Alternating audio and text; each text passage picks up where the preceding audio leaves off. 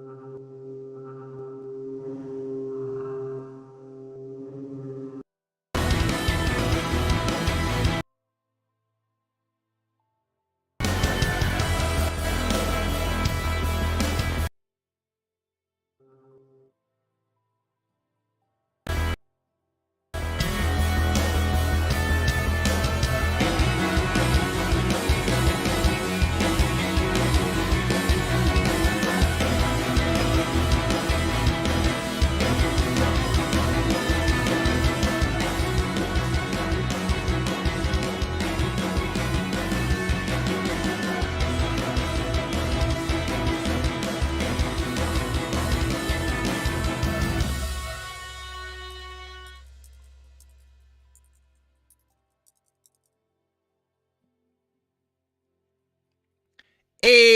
Oh God, that was that. We peaked. We peaked. I mean, audibly, not content-wise, because we're just getting started. Good morning. It's a new week. Heck yeah, we're getting kind of right into it, aren't we? So I just had to rush the thumbnail for the stream today because I'd like, a little bit of consistency. Considering.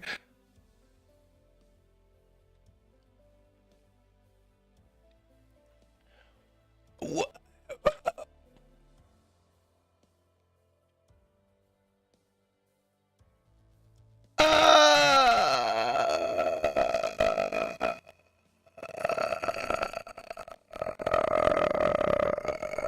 Streaming's hard.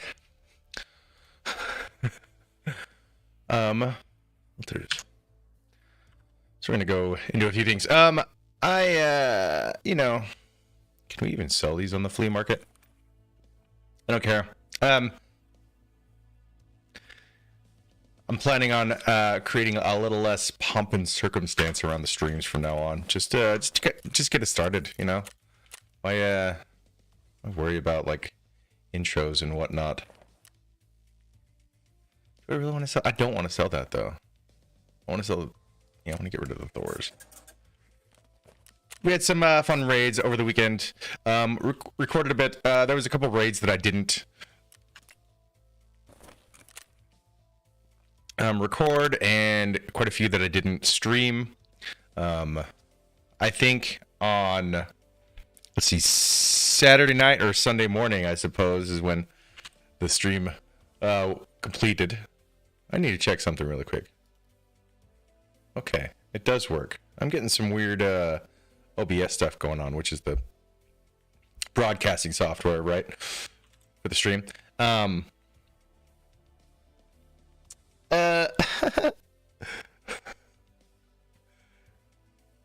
We've got some weird stuff, and I'm just trying to make sure that it's actually it's better than it looks.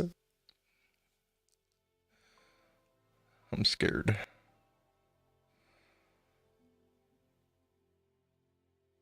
So yeah, we're gonna be doing several hours today just trying to make money. I'm not like huge on becoming a multi-millionaire in Tarkov. The most I ever had was at the end of last wipe, and I stopped playing for 4 months before the end of the wipe, and that's okay. Like that for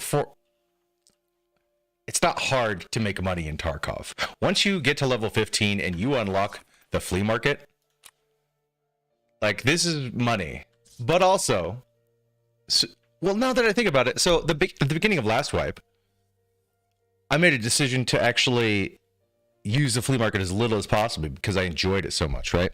So the game was around for a while until they actually added the flea market, and you can buy and sell from all the players and traders and stuff. So all this stuff is listed by another person, or in some cases, let's say bots. But there's real people at the end of the day. But what the hell? I was trying to remember where I got all this stuff from, and it was from a raid where Garrett didn't make it out. I found Ninja. We sell the things we don't think we'll use, get much use out of, and some things we just need to make space for. Yeah, it's fine. So the flea market, as I was saying,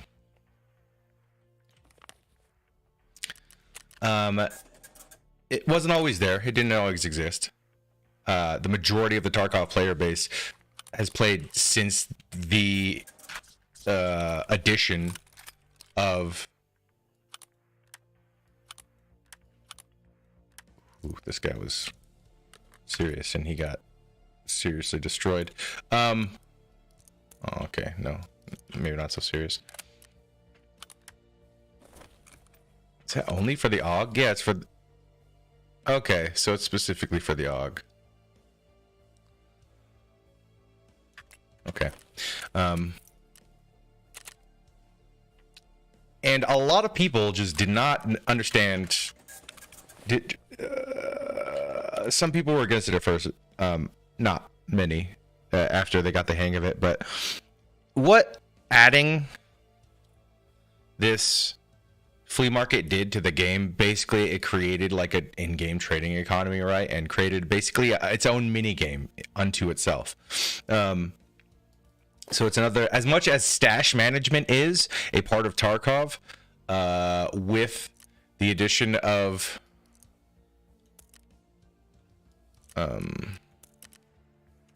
the flea market, I mean that only increased it, 100-fold.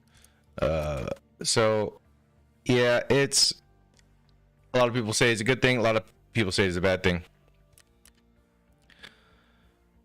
Honestly, so I started playing in January, or perhaps it was February 2000, the beginning of the pandemic. Before we understood the pandemic, it was a pandemic. And the flea market was already there.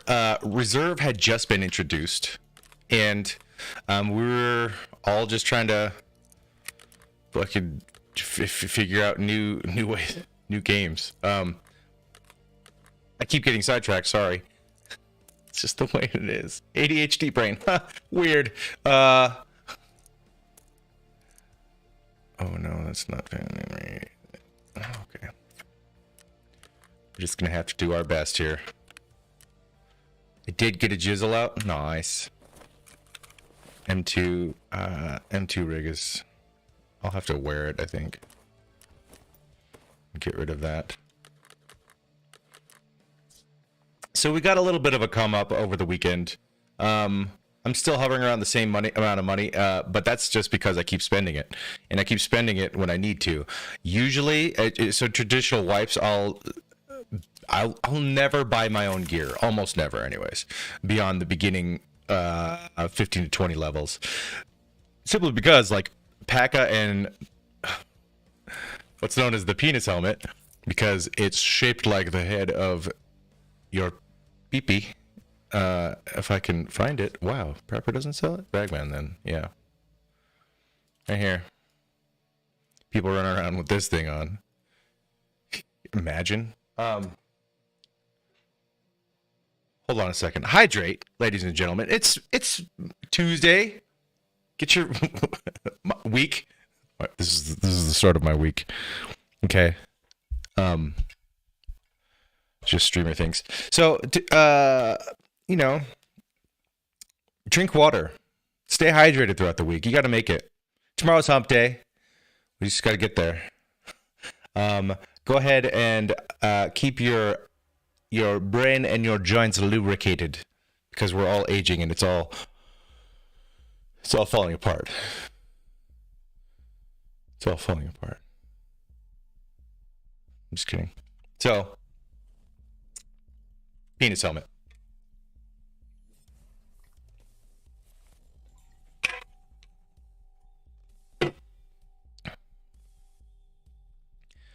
Penis helmet. The dick hat.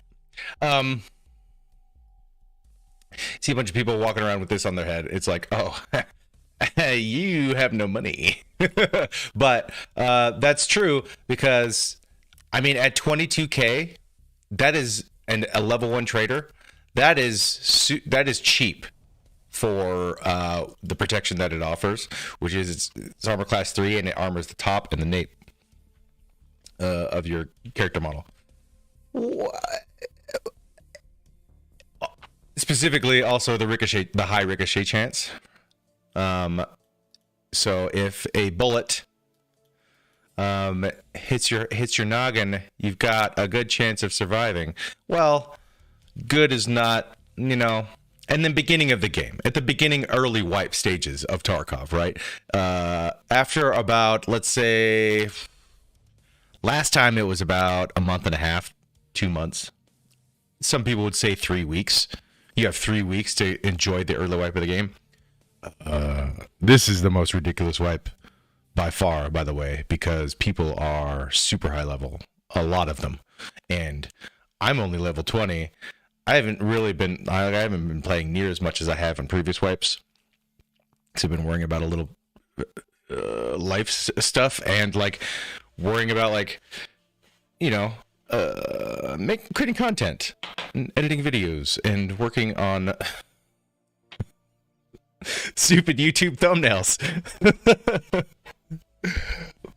But so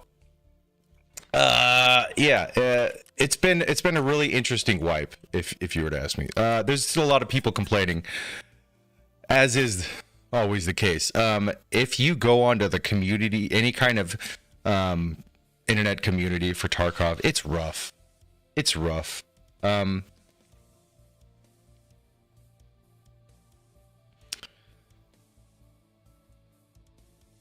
And I don't agree with, I'm not going to say most of the things that the community kind of espouses and starts screaming about at the top of their lungs. Case in point, right now, at this very moment, people are not happy about the developers of the game making changes, such as removing high-level ammo from, like the high-tier ammo from the high-level traders, right? So if you're new to Tarkov, or if you haven't played it, these NPC traders have wares, and they all have specific different types of wares, right? And you can level them up by doing missions for them, right? You complete missions, you get money, you get experience. It improves your reputation with them, right here. And there's 4 levels for each trader, except for Fence, who there's only 2 levels. So, but at the higher tier you unlock with a trader, the better the gear is. So when you get to tier 4 with a trader, you can get the best armor and the best ammo and the best guns in the game. Arguably. Well, not arguably. It's not really arguable what's the best, because meta is the demand in Tarkov, right? Like, people are working to get the best stuff at all times. And that's just kind of, in my opinion, that's the sad state of Tarkov, is that people just work for the meta. And that ends up with people missing out on a lot of fun. Because there's so much more to Tarkov than, like, what works best in PvP, because that's what people are really concerned about. PvP it's great. It's the PvP in Tarkov can be some of the funnest PvP in gaming, period. It can be super fun. It can also be super frustrating. That's Tarkov in general. So when it comes to people kind of complaining about the developers changing things for the way they want to make their game, it's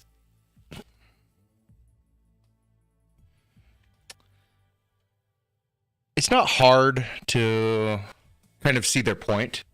It's easy to understand, I'm saying, right? It's easy to understand what people are talking about and why they're mad. But it's really only the people that you hear from who have been playing this game for literally tens of thousands of hours, Right. One of the one of the loudest voices right now I feel in the Tarkov community is a content creator named Axel, and he's an excellent content creator. He's a good streamer, but his videos have been really good, especially recently over the past few months, and especially since the beginning of this wipe. So he's been very vocal about not liking the changes that the developers have introduced to the game, and that's his opinion, and that's fine. That's kind of what the internet is for sharing opinion. Well, it's for sharing information, and opinions are just information, right? And what my concern is, like, what does this do in the long term? Like, if somebody makes a change to their property, right? Something that you enjoy. As a consumer, it's your, some would say, responsibility, right? Hang on, I gotta fix something real quick. I just noticed this. We're gonna change this.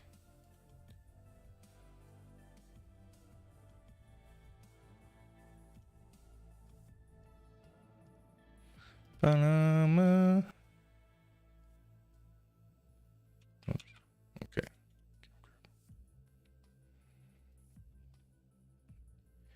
Uno momento, por favor. What the hell?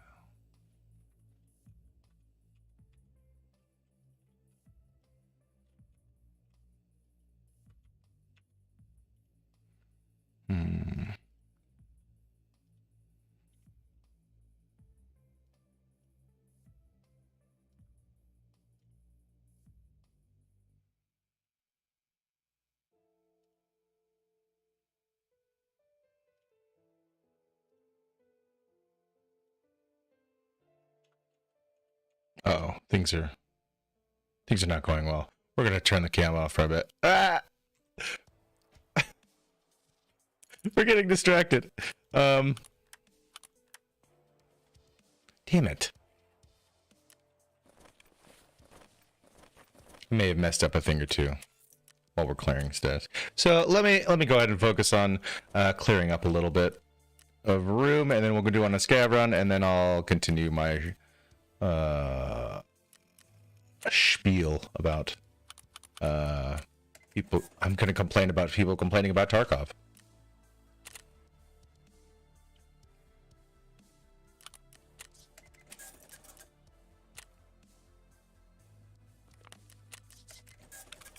That's where we are. Hideout.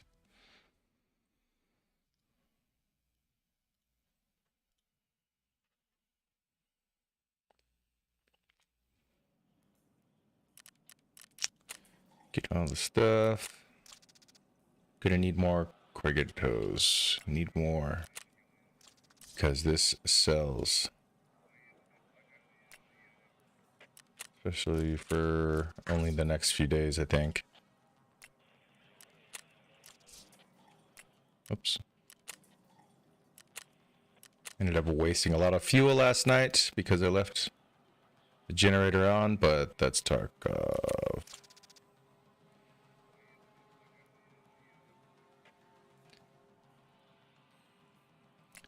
As a for instance,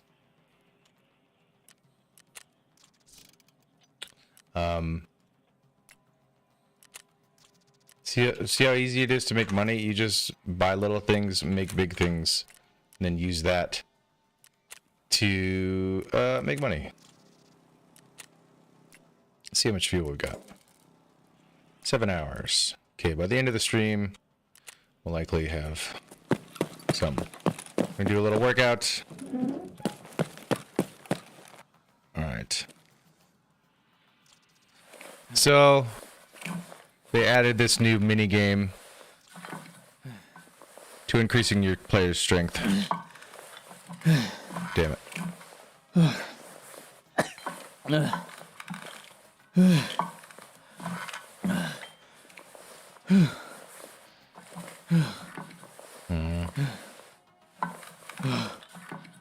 And we're done. And I'm spent. Okay, and now we have a little bit of a mild muscle pain, which isn't bad, but Ooh, I got the tool set from that thing. Okay. So this is why I made those hoses, because the prices right now are through the roof. It's not all the...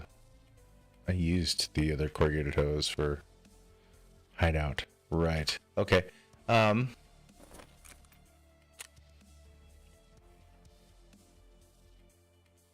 see. It's always good to add 420 at the end of whatever price you're asking, because in the small chance that someone's going to be able to look at your price and compare it to someone else's, somebody's going to be like either 69 or 420. They're going to be like, nice, I'm going to go with that one. It's stupid. It's definitely a juvenile mindset kind of thing, but at the same time, I swear it works. However, on a small level, there's one person out there who's like, ha, nice, purchase, you know, and buys mine over someone else's just because. But I mean, typically I undercut $1,000 about, and then just add a 420 at the end of it. I used to go like, just because it's easier to type when you post a lot of items, right? Having repetition in whatever you're typing is going to, you know, reduce the amount of time that you spend posting things on Flea in bulk, right? Like over time, the less amount of time you spend doing something, the more time you can spend doing something else, right? Like, time management. Wish I could do that in my own life and not just in video games. So it's God damn it. So, yeah. You don't have to do that, but it's something that I just kind of started doing pretty early on. I was doing like, if the bottom was 70K, I would go to 69,999, right? And then I was like, oh, it's just annoying. Sometimes if you go too fast with the same number, or if you have so many numbers in a row, like, it's easy to miscount and accidentally add one. And that happened a couple times. That happens to most people, I think, when they first start posting things on the Flea. So it would behoove you to be a little more conscientious about what you're actually posting, right? Money. Tarkov is money, or money's Tarkov. I don't know words. Let's see how many more we need for this. All right. 10. So that'll take like 3 days. Neat. So we're gonna run into his gav. Should we go evening? We've got a sniper rifle. Going to the PM or AM? PM. So now I need to fix something in the background. If you'll give me a minute, please.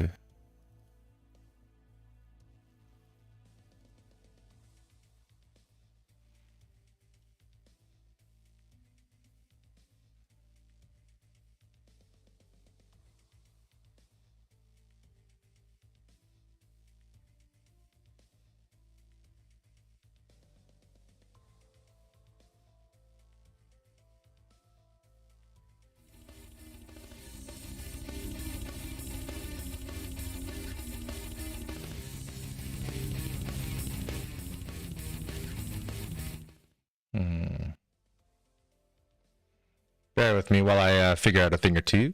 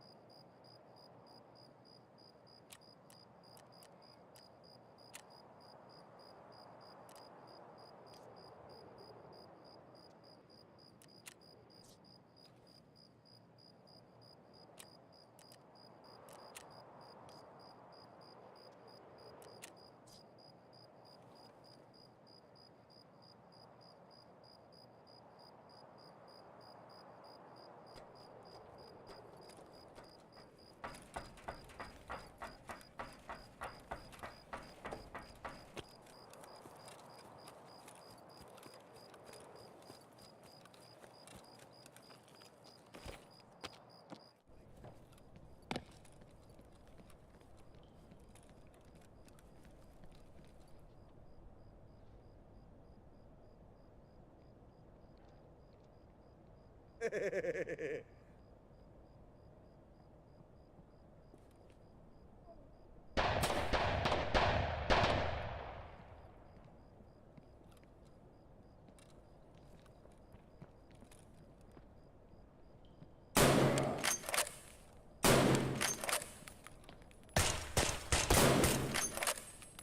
buddy, you want to exfil together? We're gonna outgun you in this fight. You want to exfil together?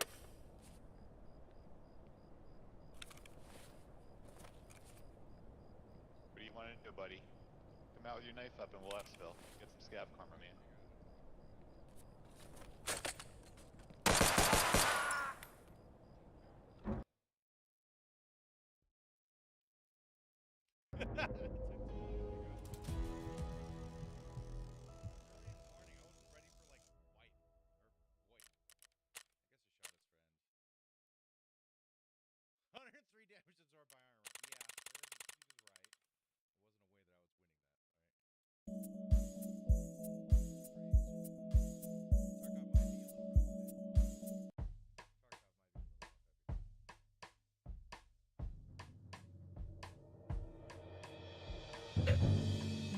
Thank you, Ken. Thank you for pointing out the flaws. I mess with too many things, push too many buttons. I suppose you can hear me now. Or I hope. That would appear to be the case. I'm gonna keep this guy's 8R, but this M4 is actually surprising because it has 60 recoil. Seeing that this early in the wipe it was impressive. But the dude still got shit on, so.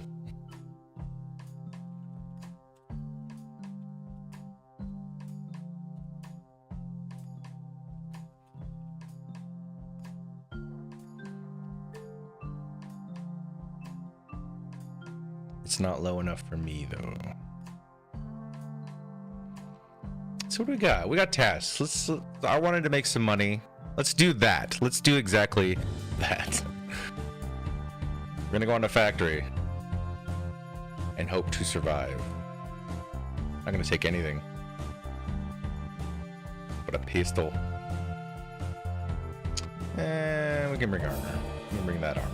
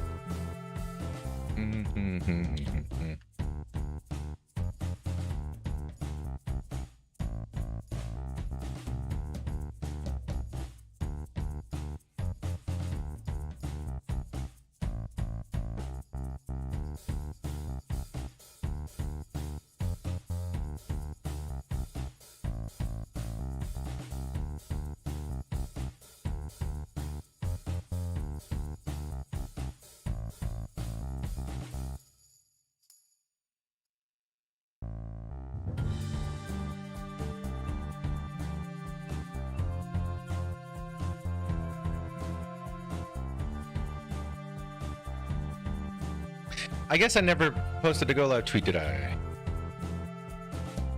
Actually, let's go ahead and do that.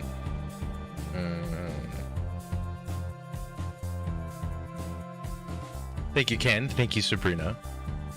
Appreciate you both. How's everyone's Tuesday so far?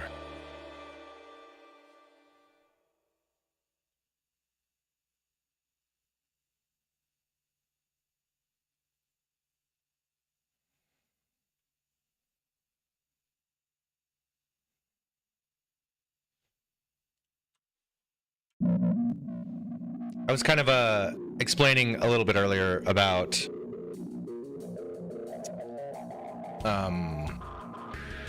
complaints in the wipe right now. And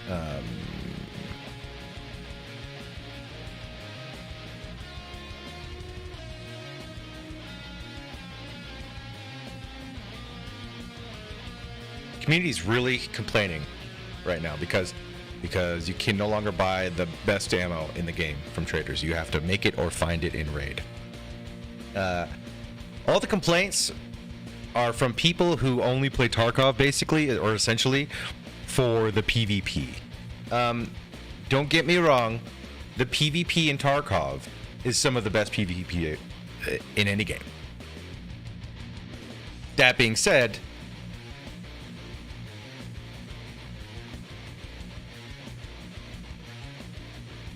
one of the other great aspects about Tarkov is that is the variation in situations that you encounter, right? So, yeah, having a yummy morning. Poor babies. Yeah, they are acting like babies, and it's been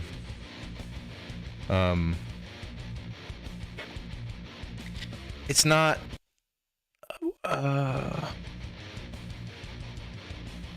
it's so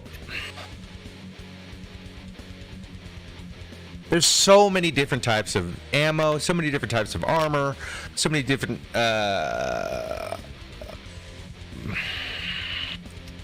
so it's not it's incalculable to a man. The amount of situations you can find yourself in. Tarkov's replayability is greater than almost any other first-person shooter. More so that is not like a free-roaming open world kind of shooter, which there aren't really many of those. But that's basically what Tarkov kind of competes with because of the massive amount of capabilities of or possibilities rather in the game. Man,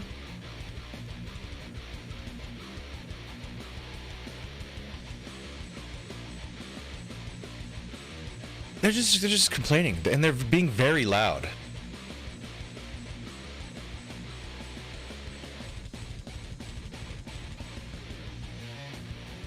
I'm gonna do it go loud, sweet, real quick.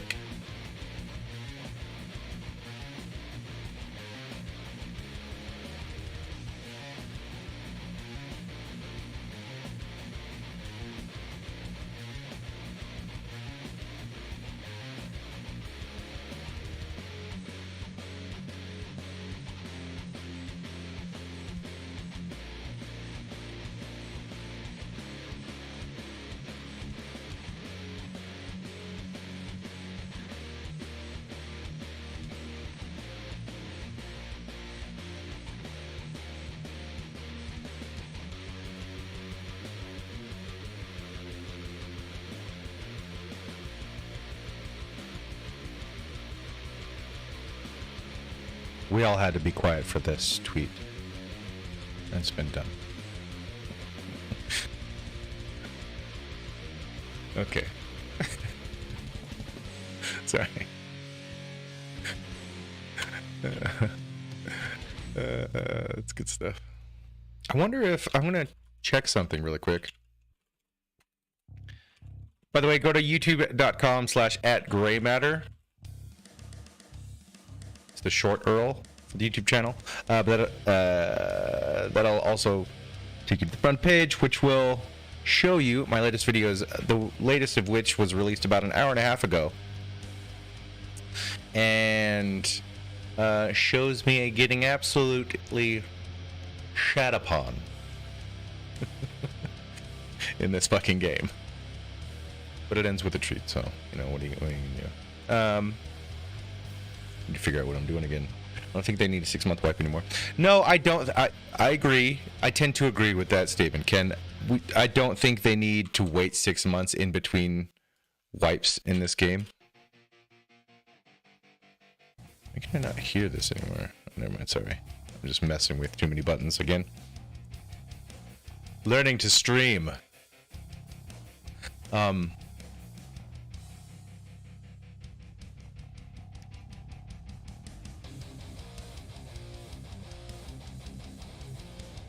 People just complain too much. That's all it is. That's it. They want something to complain about. The people that are complaining are the people that have put in thousands and thousands to tens of thousands of hours into this game, and they want the same thing, which gives them that rush, which is the PvP. The majority of the Tarkov player base has not played thousands upon thousands of hours of Tarkov. The everyday people that enjoy this game is not that vocal minority, right? It's not that 1% of the player base, or well, Tarkov's player base is probably something like, it's probably around 5% are like streamers.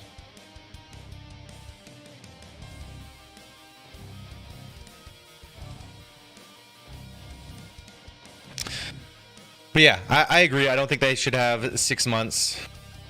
They don't need 6 months anymore.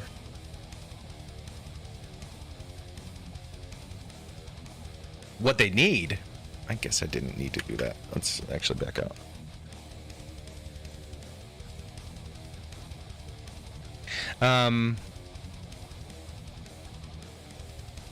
The wipe brings everybody back because the game gets stale. That's why they wipe. Well, okay, why they wipe is because they want to introduce something new, and so everybody starts fresh and gets. From a development perspective, it's so asinine that this is the case years on, where we're at right now. But yeah, so the reason that Tarkov wipes everybody's stats is because they introduce new content and they want people to experience it from a fresh start. Okay,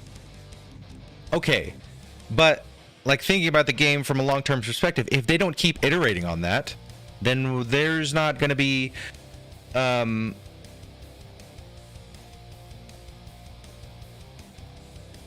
there's no long-term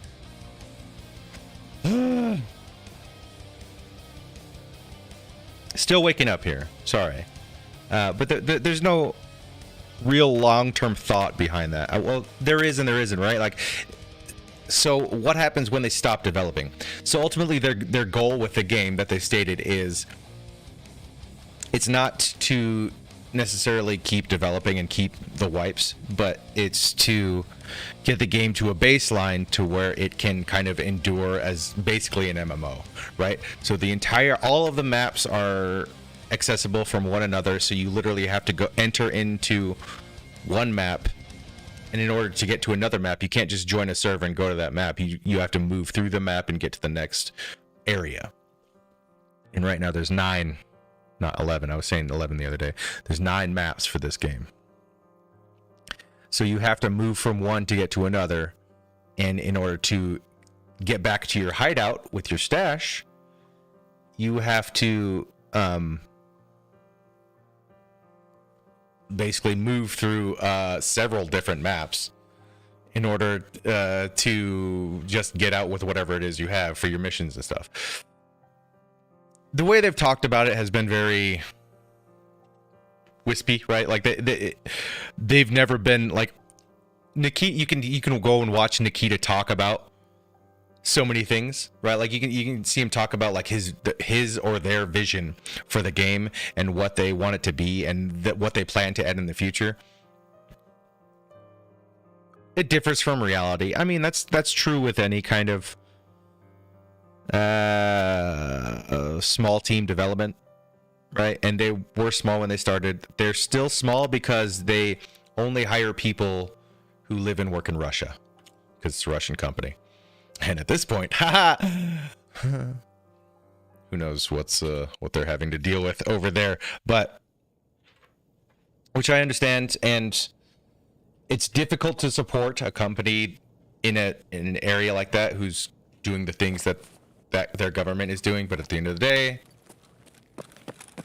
it's a really fun game, man.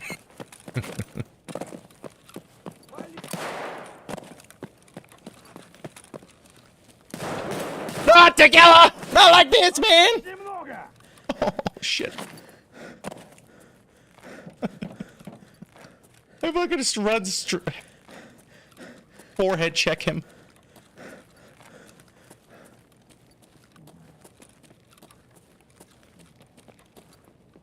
Here he comes. Nope.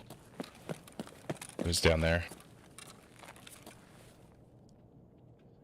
I hurt Tagilla. That AP-20 hit him and he didn't like it. But he's also not chasing me with his sledgehammer. I feel good. I feel great. I feel wonderful. They should give each PMC a time to live. Think number of raid hours. I don't know about that. Same folks that cry about PS ammo early wipe. Yeah. Yeah, PS ammo's too good.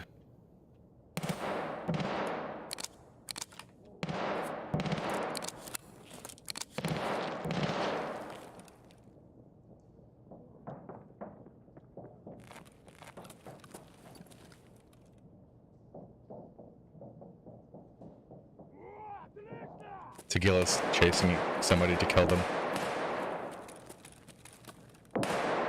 I'm gonna let them handle it. Let them handle it. What I need to do is get to that area of the map over there to place my documents. My documents? Right? I don't actually want to walk through here. It's gotten quiet. Do we think Tagilla won? Or... Yeah, because he's... Yeah. Well, there we go. That answers that question.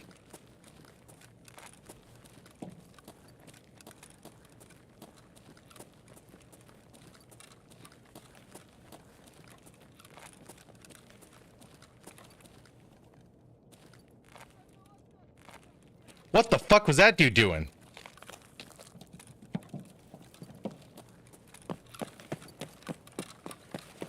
Did you see the way his model, like, fluttered or some shit?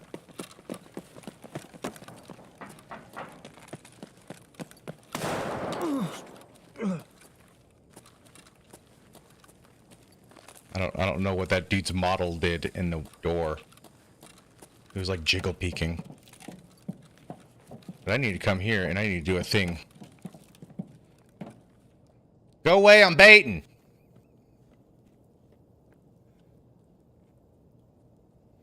Hey, TC Lano. They reduced what you needed to do there. Okay. Now, do I need to survive? I think I need to survive this, unfortunately.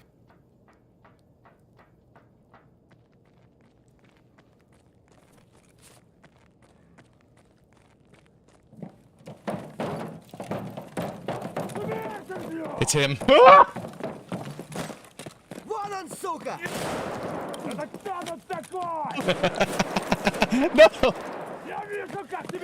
I have to challenge him now.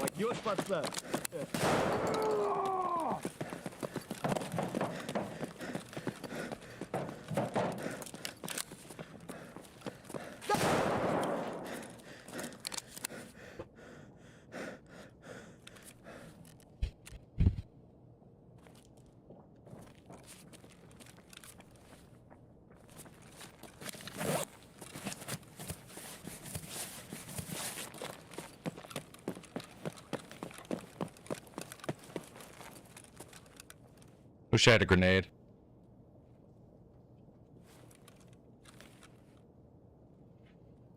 He's literally right around that corner. Fucking Tagilla. The map boss.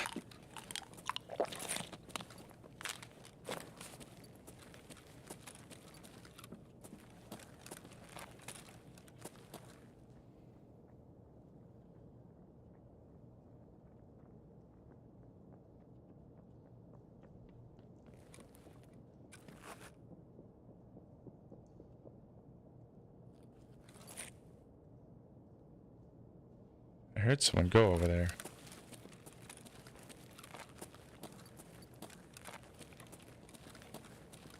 They're right there. Right above.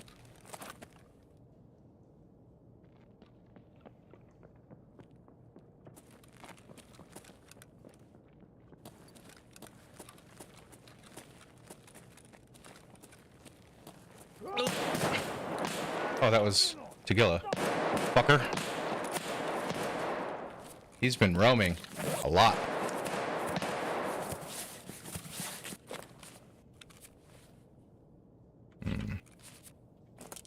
I don't know if I can take him with Magnum buckshot. I think he killed every other PMC on the map.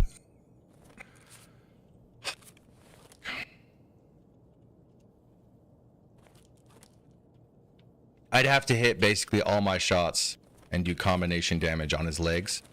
Because I can't get through that level 6 armor. Do I have to survive for this task? Shit.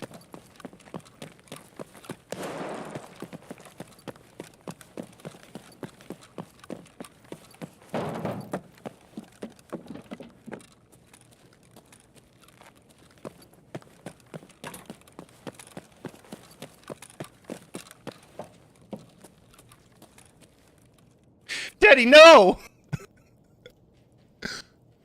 Okay, yeah, that's not what I'm looking to do.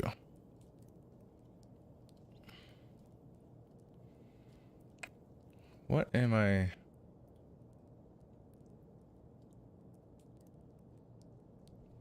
I guess I don't need to extract, right?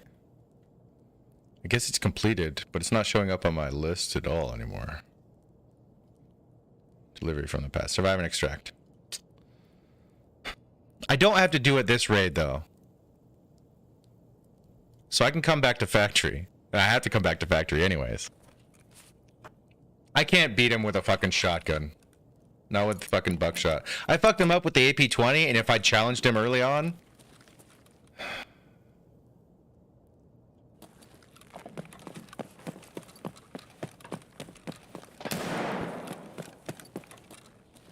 Also, this isn't gear fear, this is just straight up fear. I'm scared of Tequila. I don't care about losing the stuff I have on me. Like, he's...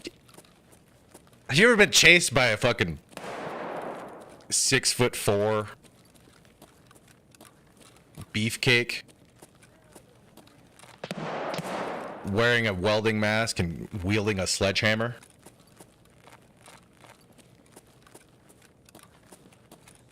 Not like this! I keep fucking up! Ah, God damn it! Ah! I knew he was down there, and I'm just like...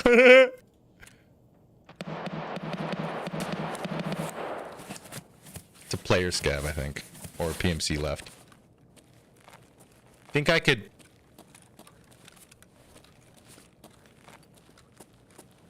I need a PK again. He's directly beneath me. Think I could bait him up the ramp? Maybe I can bait him into pulling out his melee by just getting super close to him.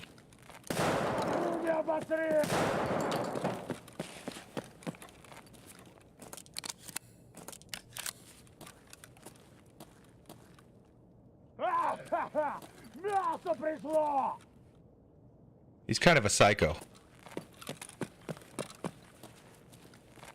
Just trying to get a little bit closer. I think he just aggroed me there, so if I peek, it's not going to be good. Left-hand peek is never good. So he's behind this. I'm worried about the player that I hear. Right.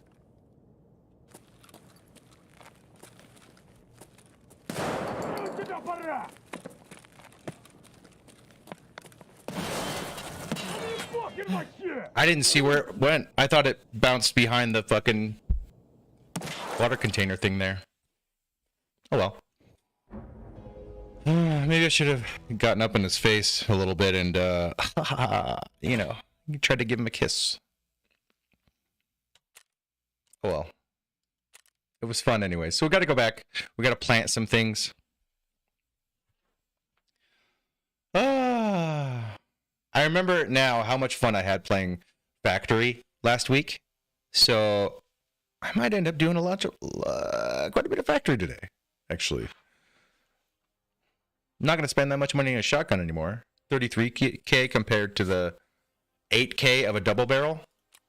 And I was wrecking with the double... Well, I was wrecking and getting wrecked with a double barrel. Hey, fuck, that's a good insurance return, actually. So...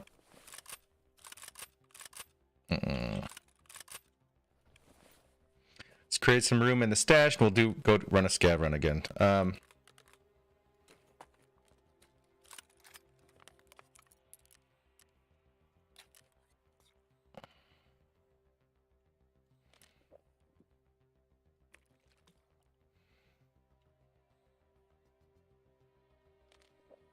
Okay.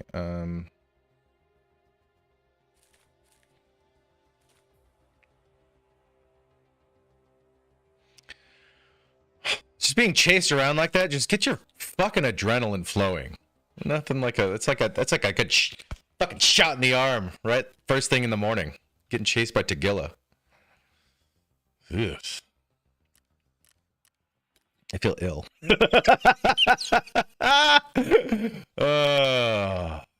That's good stuff.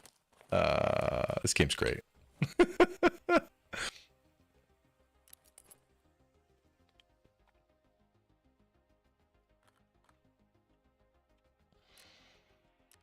Okay, we're just.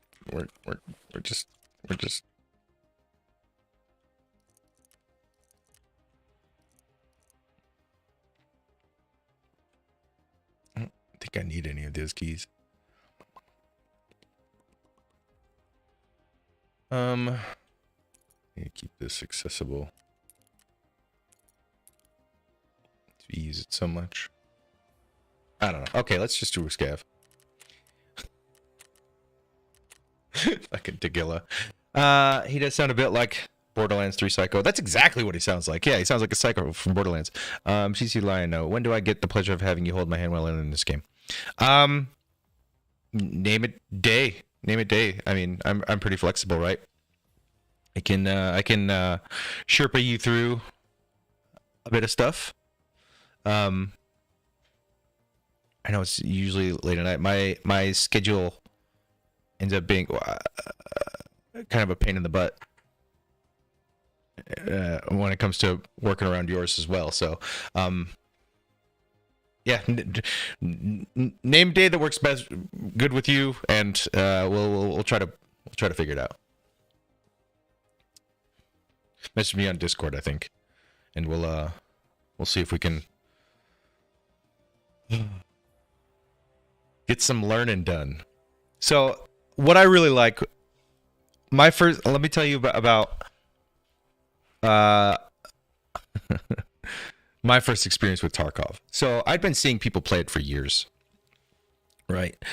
So I started playing games again with PUBG in 2017, right? April, I think it was. April 2017.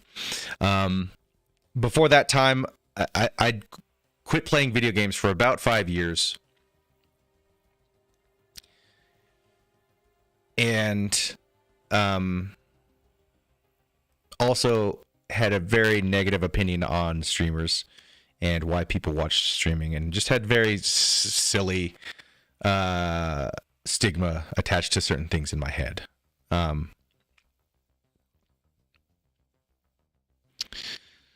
So 2017 came, and this game I really enjoyed came out. Or I started playing this game that I invariably ended up really enjoying. And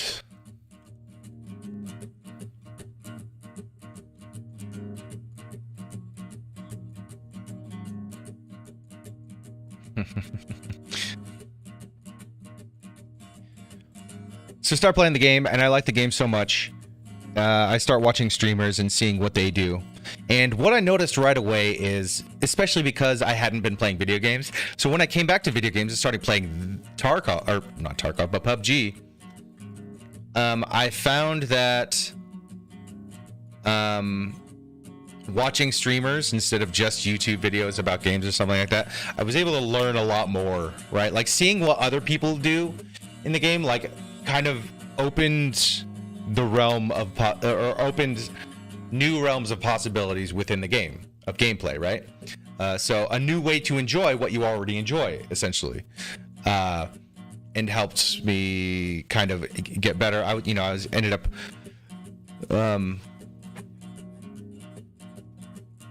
ended up watching Shroud and Choco Taco and Dr. Disrespect. Everybody who is anybody in the streaming world and first-person shooters these days really kind of got big because of PUBG, or got even bigger because of PUBG, right? PUBG kind of made streaming in general such a bigger kind of, because it introduced this new genre of gaming, right? But it's PUBG's contribution to gaming cannot be understated because of just how massive a wave of change it introduced to not just shooters but gaming as a whole, right? Anyways, I digress endlessly. So, I'm really enjoying PUBG. I'm getting into streamers, watching Mr. Grimm's.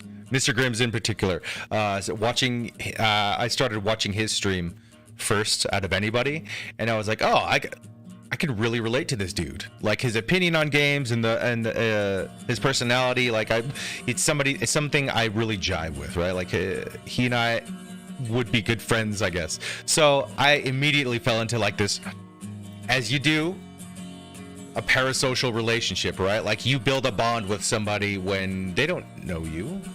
So which is something very, it's not unique to streaming, but it is, I think, I mean, the internet kind of, and it's not new to the internet, right? So the cult of celebrity kind of idea is essentially what we're talking about, right? And there's always been people who have kind of built up these ideas in their mind about who this person is and my relationship with them, or vice versa, right?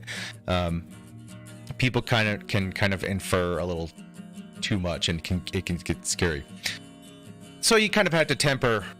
It's up to the individual to temper themselves and kind of understand like what exactly streaming is, right? So, I didn't delve too far down that rabbit hole personally, fortunately. So, I'm not a crazy person, but that is to say, like I discovered what people had enjoyed about streaming for several years at this point, right? I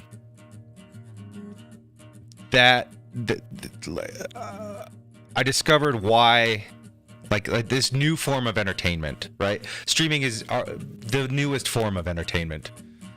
That or social outrage, I don't know. But either way, it's all based on the internet. And because the internet, right? So, I keep kind of losing my train of thought, right? I apologize. It's a rough day. It's a rough morning. Let me take a drink.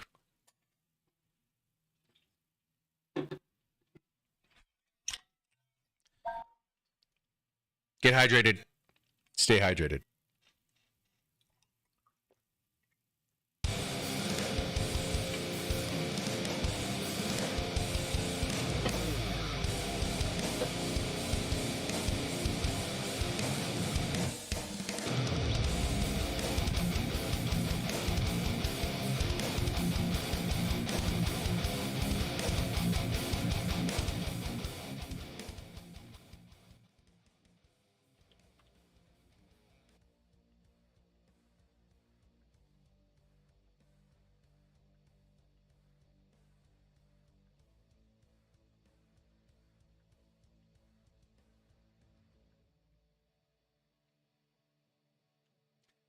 Yeah. PUBG was my introduction to streaming and parasocial relationships and all of that. And so I began to relate to what I heard basically younger generation talking about. I'm 15 years older than my little brother, right? And he would watch, or my little sister. I'm 17 years older than her.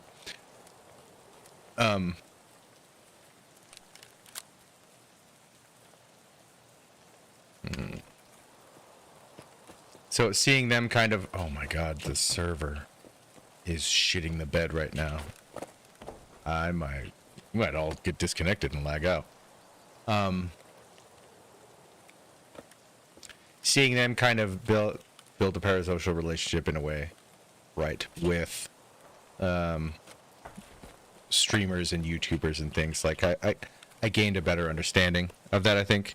So, is it me?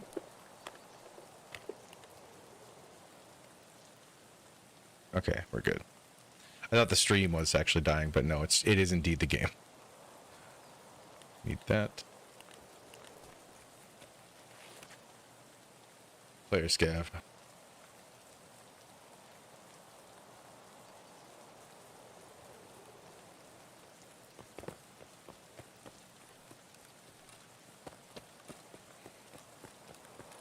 Kind of lost what I was talking about. I know I was talking about PUBG by way of streaming and that, and talking about parasocial relationships, but what I was thinking about before that I don't recall. So we're just gonna focus on scabbing it up on this shit server that might shut down based on the performance of it. Good lord. So the icons that you're seeing in the top right, the one on the top is the ping, is my latency to the server, right? Ooh.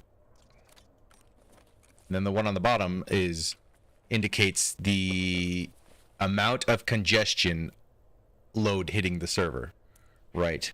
So not necessarily getting DDoSed, but it is not handling the packets of information coming to it easily. It's taking a long time to process those, right? So the server is shitting the bed, essentially. Is what we're looking at here. Close these up. Close them up. This one is always the worst. Ken, I need you to guide my hand. Ah! Oh, I remember now what I was talking about, and I'll talk about it in a minute. Because it was because of Ken. What I was talking about before, anyways, was my introduction to Tarkov. My first time on Tarkov, right? I was interested in the game. I'd seen Shroud play it. I'd seen Grims play it. Anthony Kong fan. And Sacriel, you know, all these kind of like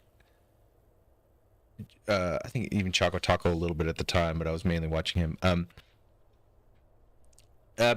So many different people play. Oh, that should have been it. So many people different playing the game, and then that was early on, and then, you know, 2 years before I ever bought the game, a year and a half, and if it was 2017, 2018 is probably sometime in 2017 or 2018 is the first time I saw it. I got it in January or February of 2020.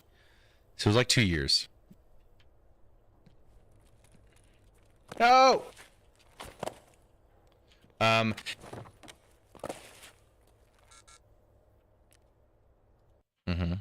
We got disconnected because the server shooting the bed.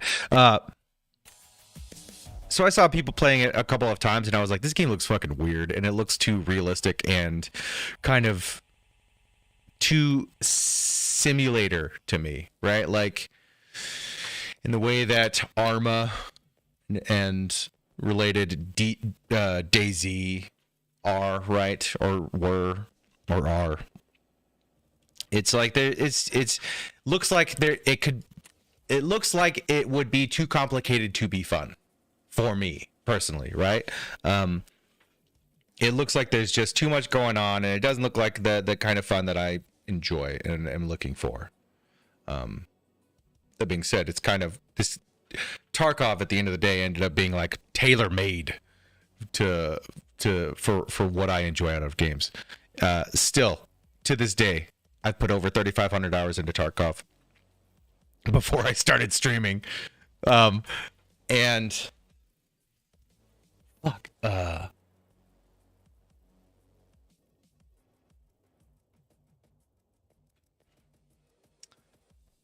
on.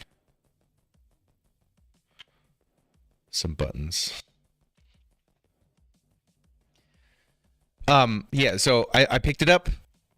Didn't enjoy it right away. Almost because it's a steep ask, the price of Tarkov, right? And you could go into some like meta kind of psychological kind of questioning about that when it comes to that, right? Like the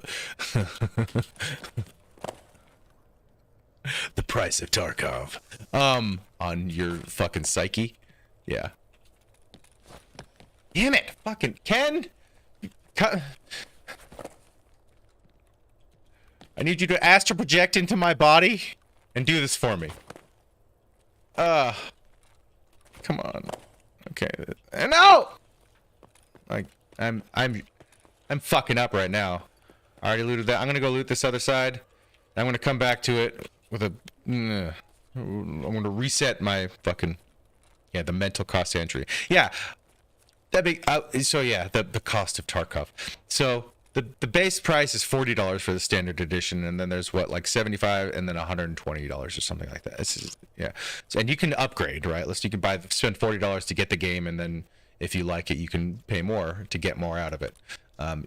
It's not pay to win by any means, but it's definitely if for the game you enjoy, the price is worth it, right? In my opinion.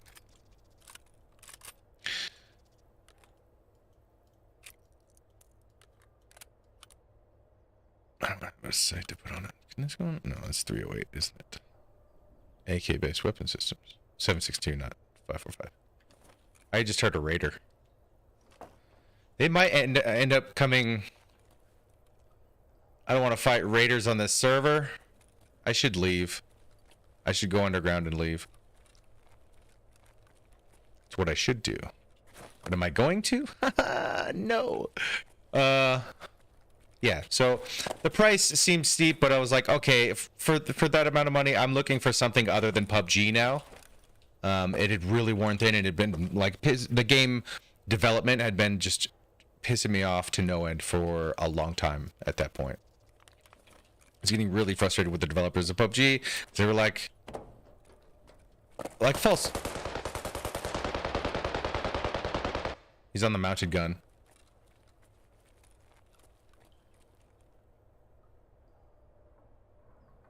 He's trying to take on raiders. I think he probably suffered the consequences. But we'll watch from here for a minute. See if anybody pops up over there.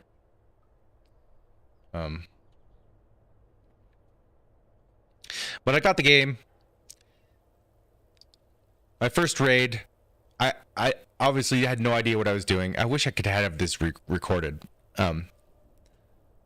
My first raid,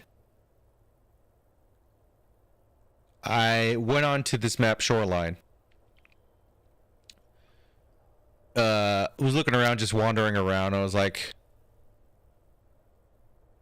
there was signs in Russian that I could see, but they were relatively understandable signs now in retrospect, right? Ended up walking into this minefield and not knowing how to heal myself and bleeding out, right? Within the first 3 to 5 minutes or whatever of the game. And I was like, okay.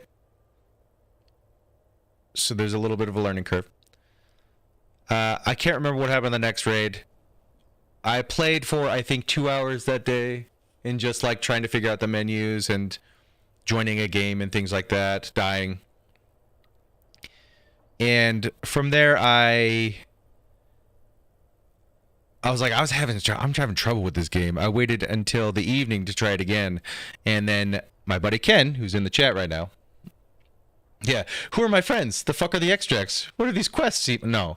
I had no idea about like the trader system and that they had different tabs at the top and different menus unto themselves, and then that there were missions. Yeah, I had no clue about any of that. All I knew was like the gameplay. It was the prettiest game I'd ever seen, or the most like impressive looking game.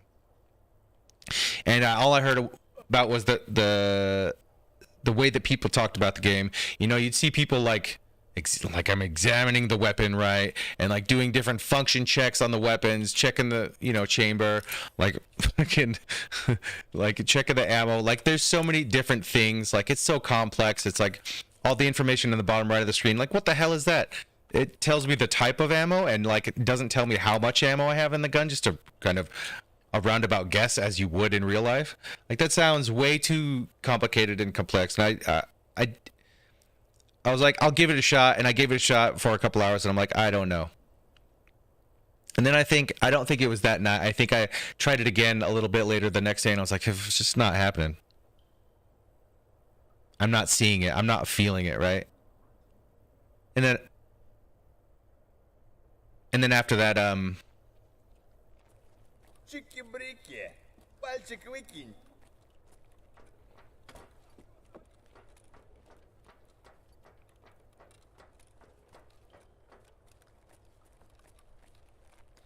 there's a scav that was a player scav, I assume, who's now looting the room I was in a few minutes ago. I heard the raiders outside still. That's a player. This is a dead PMC.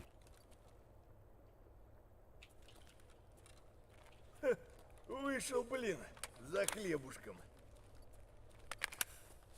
Hey, man.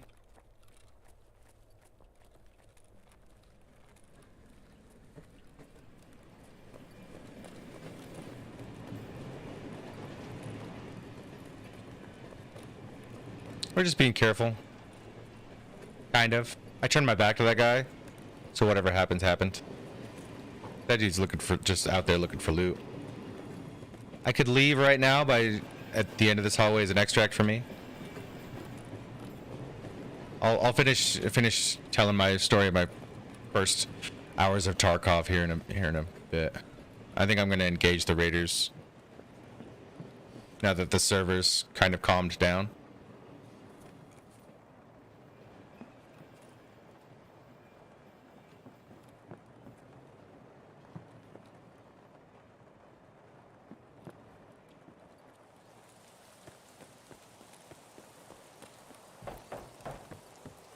This is familiar from the video. You'll recognize this scenery from the video I just released a mere 2 hours previous.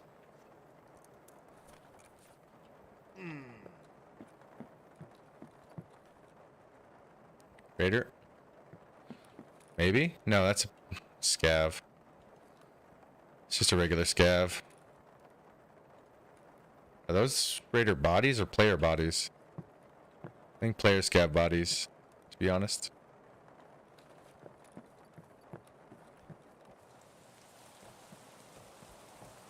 That's an NPC.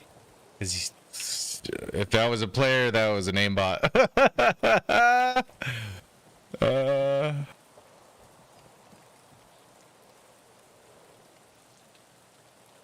He would become a threat if I started shooting at the raiders. If I started engaging.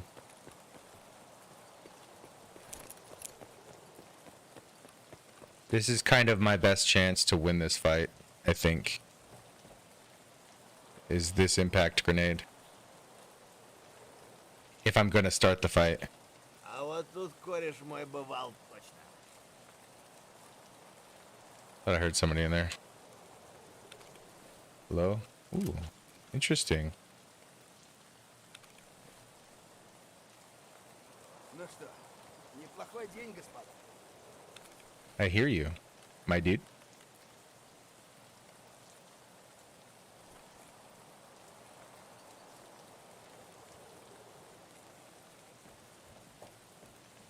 Give me more than 2 pixels to click on to pick up a folder that got dropped behind a crate. You know.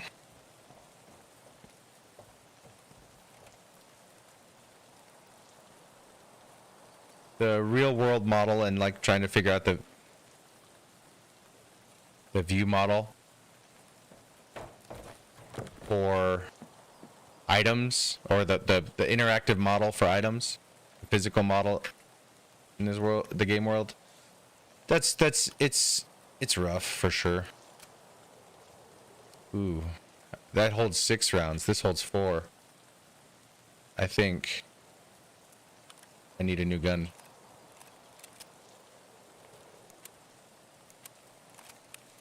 I could have ejected the rounds out of that, but okay.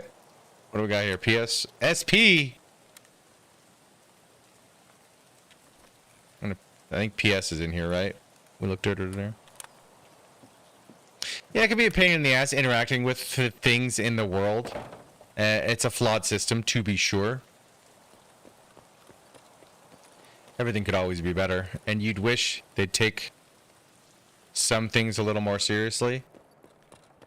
Concerns about the game, quality of life improvements, but I don't know, man. As far as game developers go, they introduce so many things that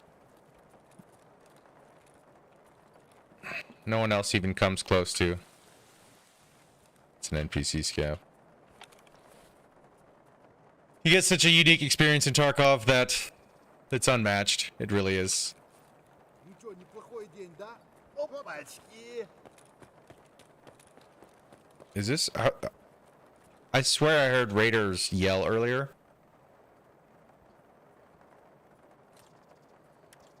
So I'm wondering if these bodies are players or NPCs, such as raiders. I need food and water. Is that a person looting? Nope, those are just bodies. Regular bodies, not raiders. One of them might be a raider.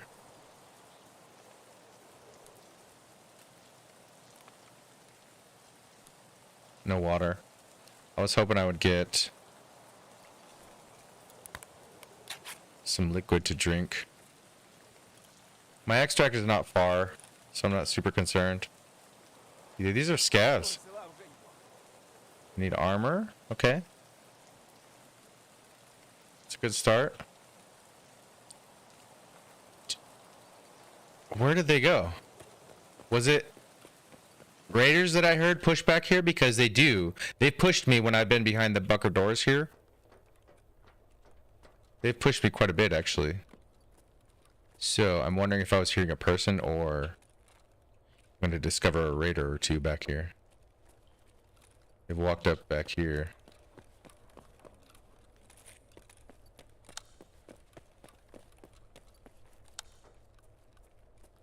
I think it was a player who just came looting behind me, basically, and when I took off. Fuck, what happened to the raiders? Ну что, неплохой день, господа. I think there's a player running on top of bunkers.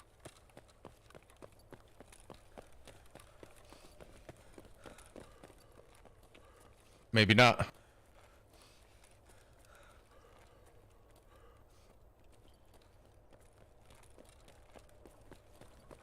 Завалил его, короче.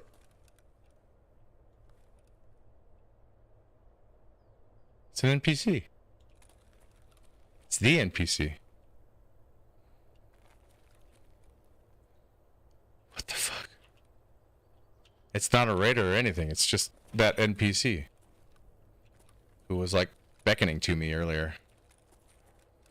You're fucking freaking me out, dog. He sprinted from...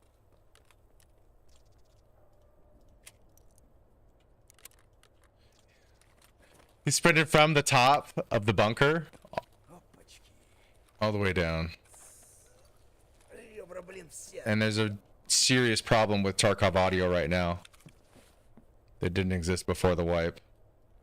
But vertical audio is absolutely fucked. That person that just voice lined to me and I looked up at him, yeah, I expected him to be walking behind this, and he was actually above me. They done fucked up. Where the fuck am I got 3 minutes. Do I want to find raiders or something. I swear I heard raiders yelling earlier. Wait, we do have depot, right? I didn't even look. Yeah, this time. Okay. I wanted to check out train station to see if they were in there.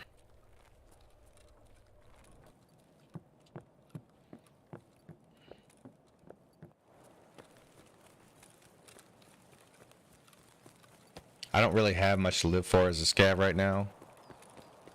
I'm a short 90 seconds away from being able to go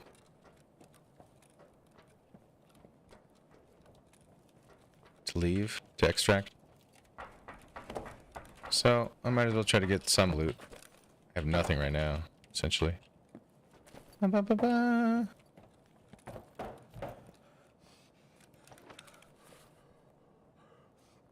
$90 seconds walking speed, basically. I don't want to pop a shot.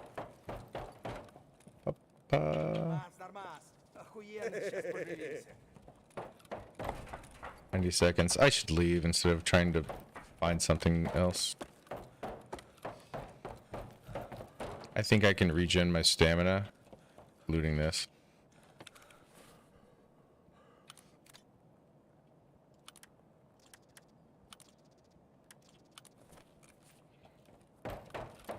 Okay. Time to go. I'd hate to run into raiders or run out of connection quality, basically. It'd be great to lag out right now for the server to shit the bed fucking 55 seconds before it closes. Oops. So,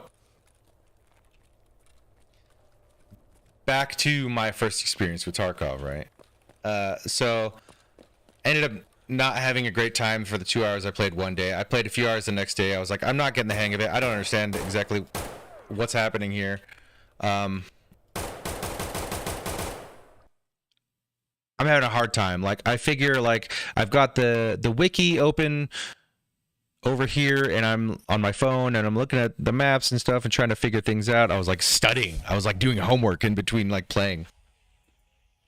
And I didn't play for the day. I had the day off, I remember, and waited for my buddy Ken to get home. And I was like, he was like, oh, well, start streaming. Let me see if I can help you out with it. So I streamed to him over Discord at like 15 frames a second. And my computer was dog shit. It was not good.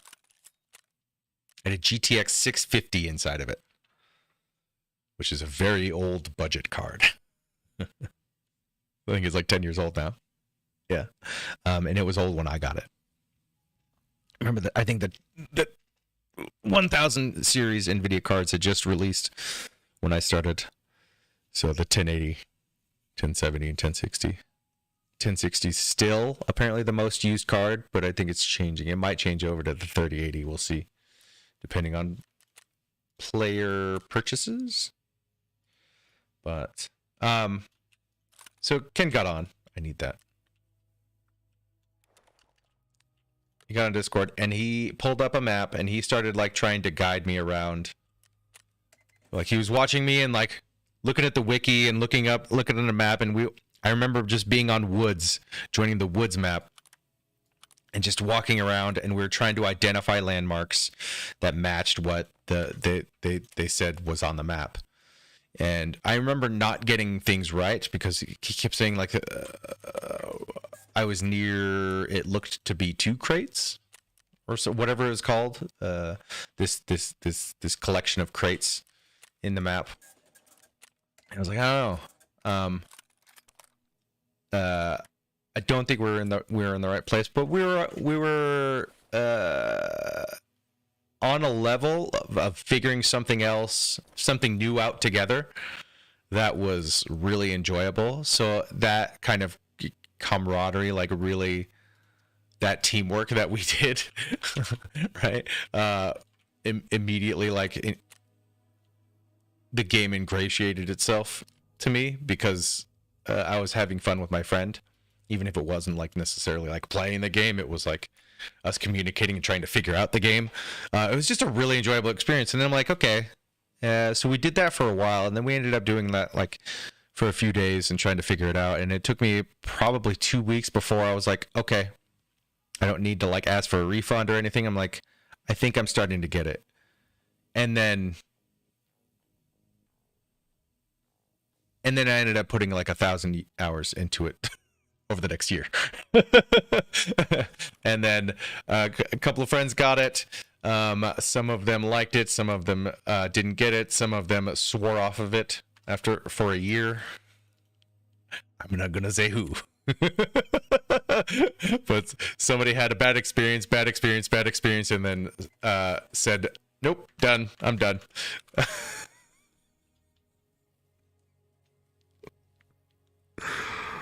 One of the top 10 moments in gaming for me was when the Found Ninja, Garrett, quit this game for a year because he got shot in the back of the head one more time. Right in front of Ken. Garrett was like, I don't know, man, I'm not having a good time. This isn't near as fun as PUBG. I just don't think this game's for me.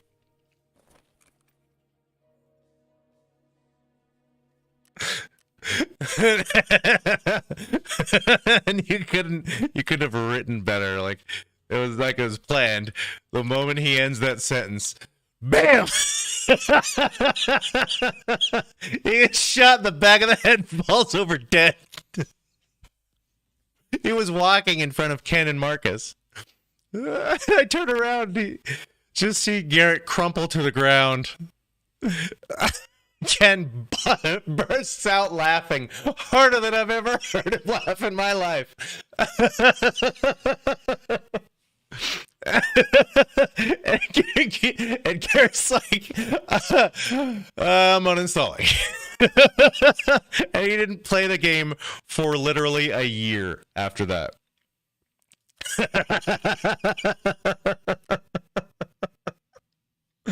Oh my god. That was one of the funniest things I've ever seen in my life. Oh my god. It was so good. Oh, it was so good.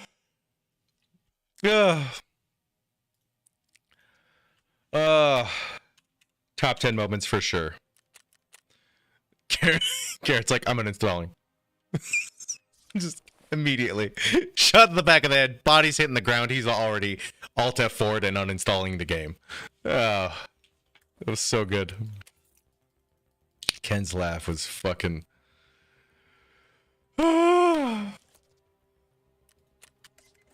It was like the laugh of an angel.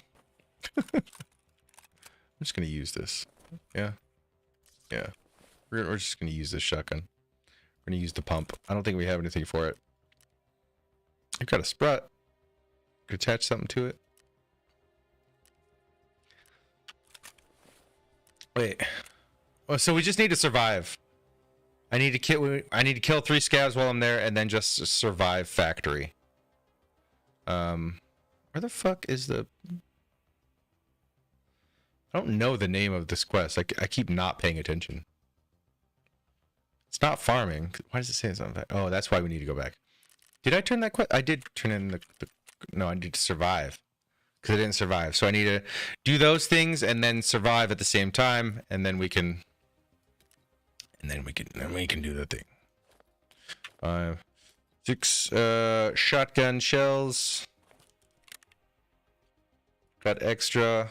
Not gonna take this in. Yeah, I'm gonna take this rig in because I hate this rig anyways. What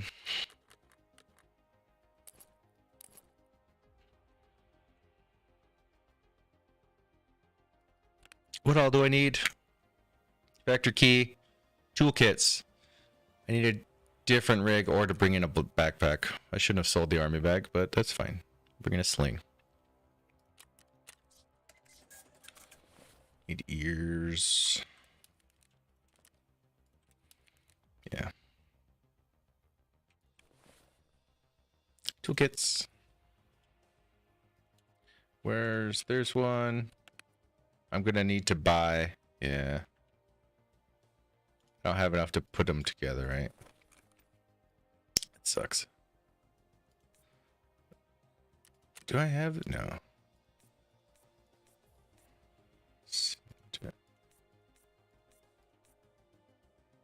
What am I short on?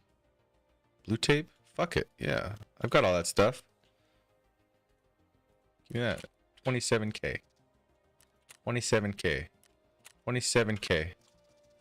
27K. Okay, I got that one. I don't know how much I actually spent for that last one. Put it in your butt.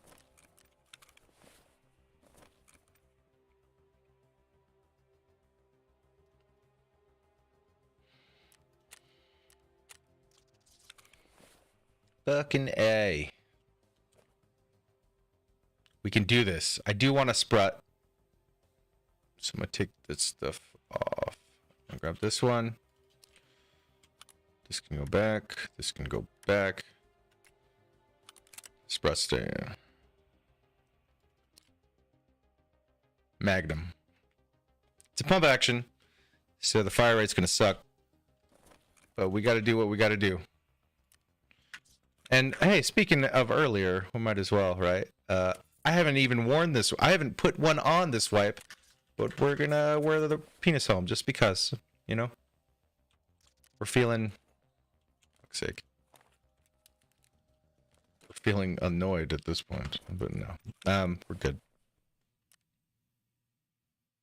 Should I take more grenades? I do need grenade kills.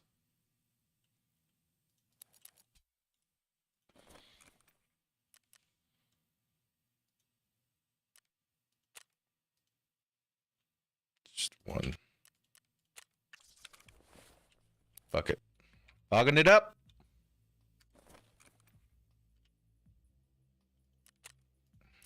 Back to factory. Should we do nighttime? No. I've got the sprut, but it doesn't matter. Okay. A glorious giggle. Yes, Ken. Always room for a nade or two. Always room for a nade. Yeah. There's been a lot of good times in Tarkov. So before Garrett quit, I can relay this to you as well. Relate this. Yeah. Before Garrett quit for that first time, for that year, this first experience, his very first game, he would do this in PUBG all the time. So when you alt tab out of the game, right? Some games go minimize, depending on what windowed mode you're running the game in. It'll just alt tabs seamlessly if you're running like a windowed mode or borderless full screen windowed mode. But if you're in full screen, it'll minimize the game, and you have to click back into the window to refocus that window in Windows, right? So if you're alt tabbing constantly, watching a video on the side, waiting for the next game and things like that. I'm leaving you a second. You look gorgeous. You're still streaming. What? You're still streaming. Oh. Hi. I love you.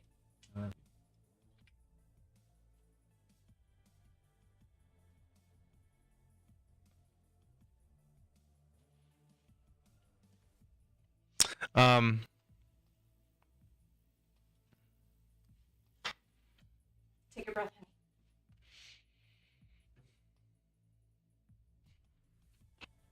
My girlfriend's pretty. She's lovely. She looks gorgeous.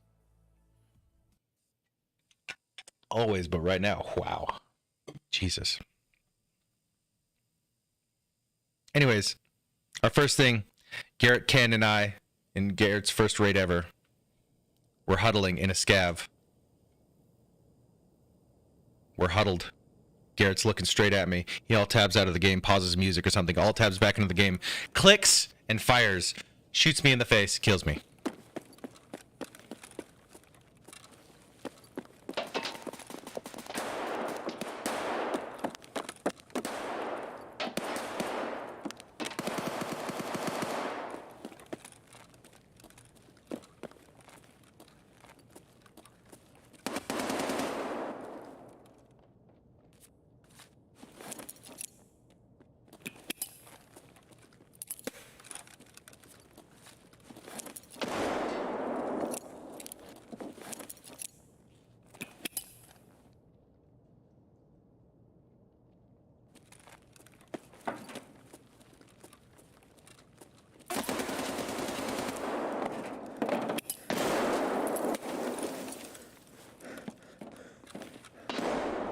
Getting surrounded over here.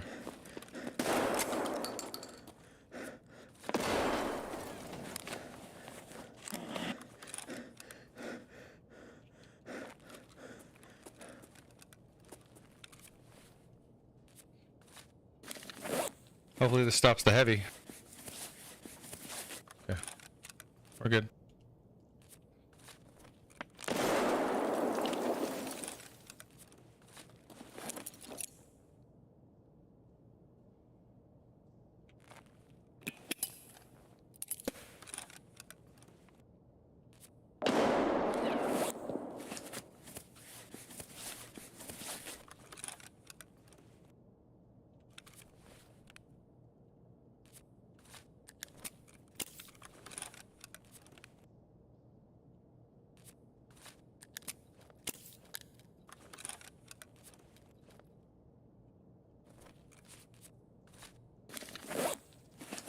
I have no arms. Garrett's first raid in Tarkov ever. He shoots me in the face. This dude's still over there to my left. Well, dude, can we talk about this? Sure, man. What you got?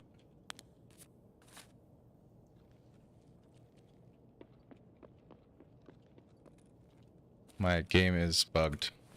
That's cool.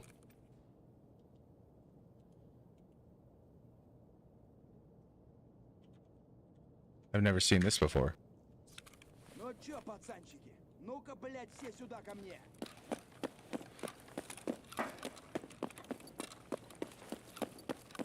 So Tarkov have some bugs, apparently.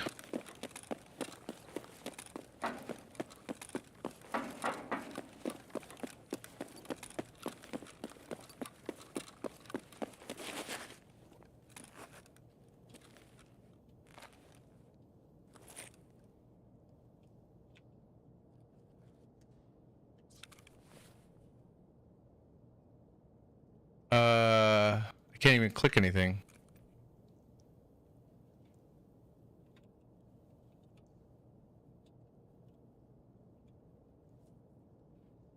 I get the feeling that I'm dead.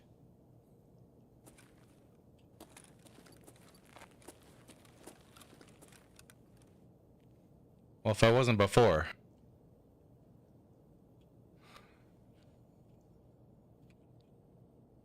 Oh no.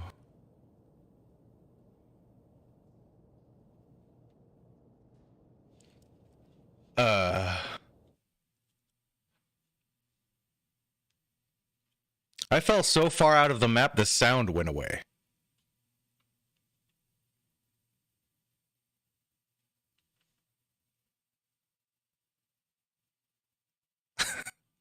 Jesus? Nikita?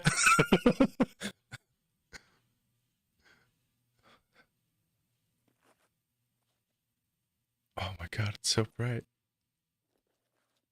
Am I in Tarkov heaven? I have the feeling if I let this go long enough, the game's gonna do something funky. I can't like examine my weapon or check the chamber or anything.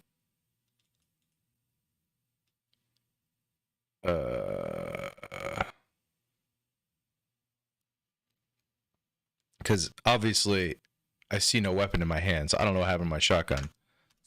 That's what it used to look like. Oh, this is so weird. Is this where good PMC go when they die? I mean,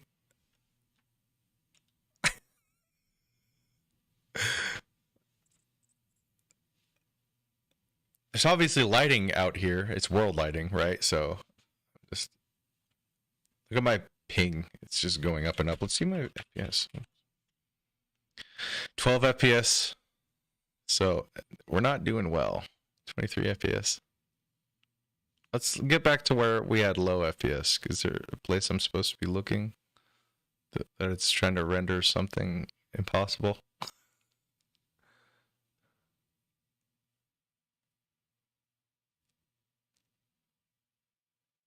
I'm gonna respawn in front of Tagilla.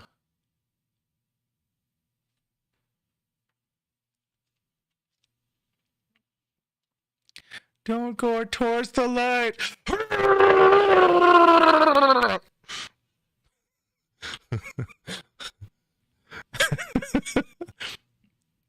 mean, let's get some sound, right? Did I beat Tarkov?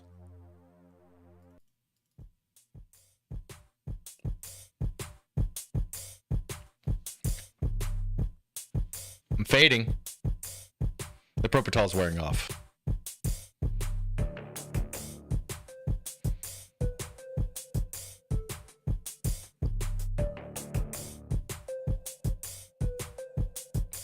Nikita, Demirka, save me! We're just gonna see how long it goes. We're gonna see what happens. This is our life now. Legit escape Tarkov.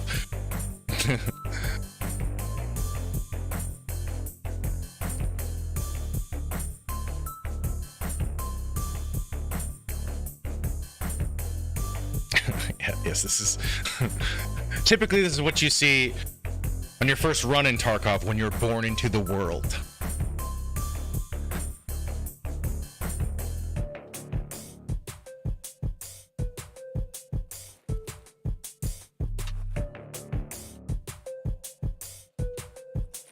I can't jump. I can't crouch. Oh, I can crouch. Apparently. Can I go prone? No.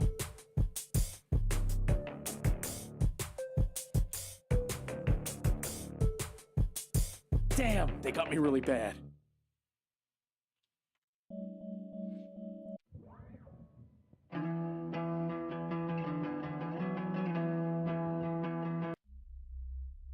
I'm just looking for music.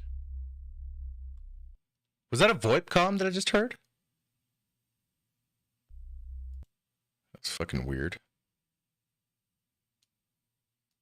Mom!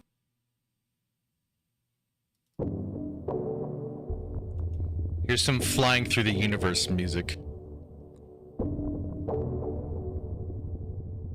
This is what I listen to when I'm astral projecting myself from Tarkov.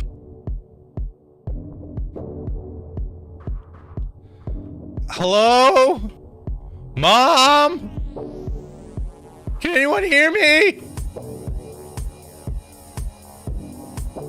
I've fallen and I can't get up. My ping's increasing slowly. I guess it's about the same. 12 FPS, 13 FPS. We're going. What is happening right now?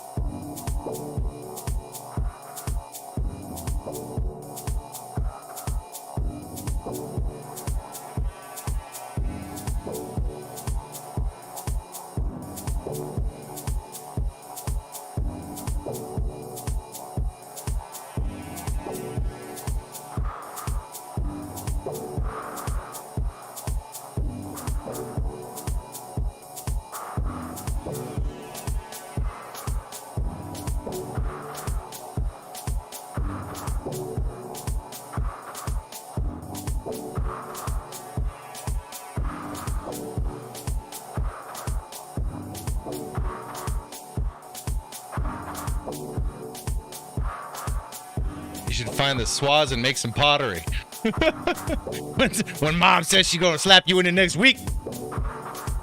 Video edit tip, add the Skyrim open. Oh, so you're finally awake. For sure.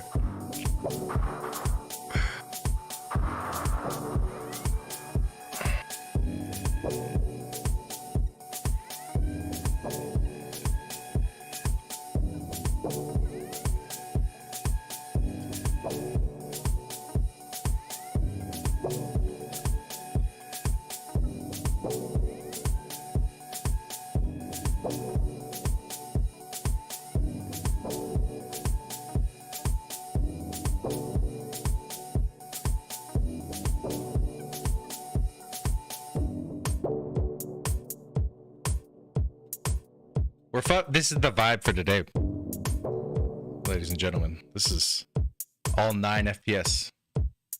I'm starting to lose sight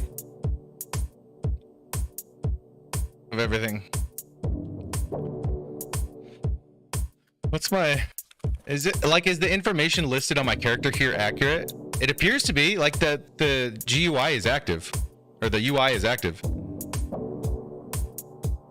I just can't click on anything.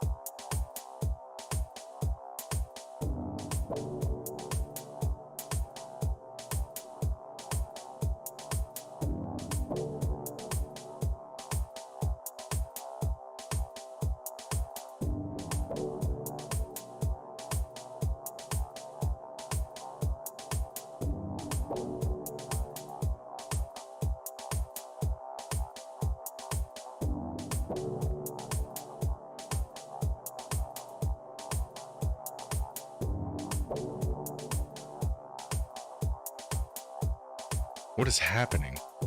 Like, nothing is happening, really.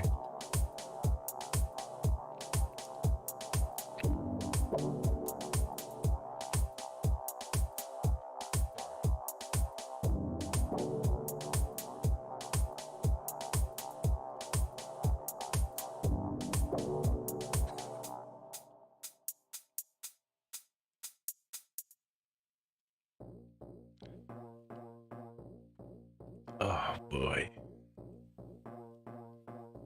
I don't know what we do. Well, like, there's not even anything to do now.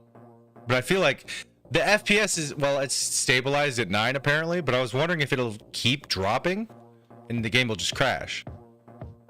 That's what I'm wondering. I'm hurt. Shit! I'm hit. I'm hit. I can't bring up my Shit, comm I'm menu. hit. Okay. Command. They just left us. Oh, the server is going to crash by the time my game crashes. Or the server's going to end the game by the time my game crashes, so...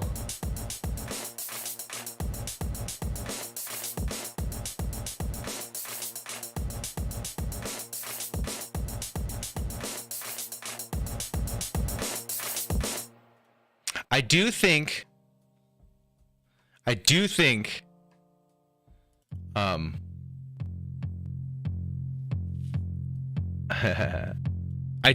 that the server's gonna quit out by the time my game crashes. I don't think the game's gonna end up crashing, even though it's fucking close enough anyways. It's still, I mean, it's still doing stuff.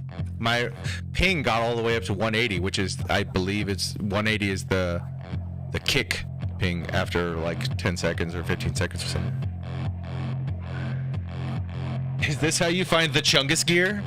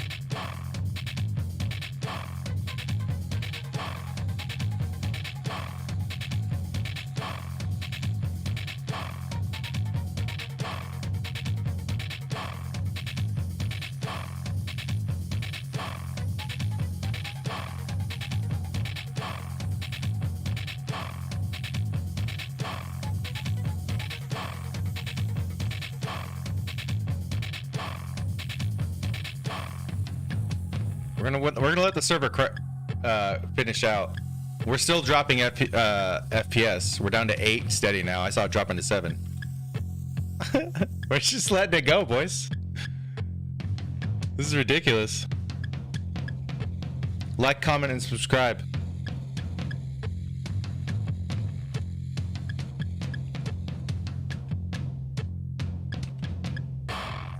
So the music will be done. I'm just gonna let this kind of play out.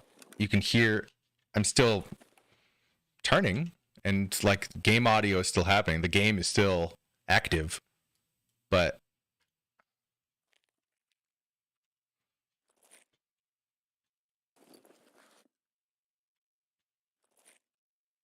I can. This is what. So this is. I can't. Pushing tab doesn't open my inventory. Hitting escape takes me to the escape menu, but I can't click on.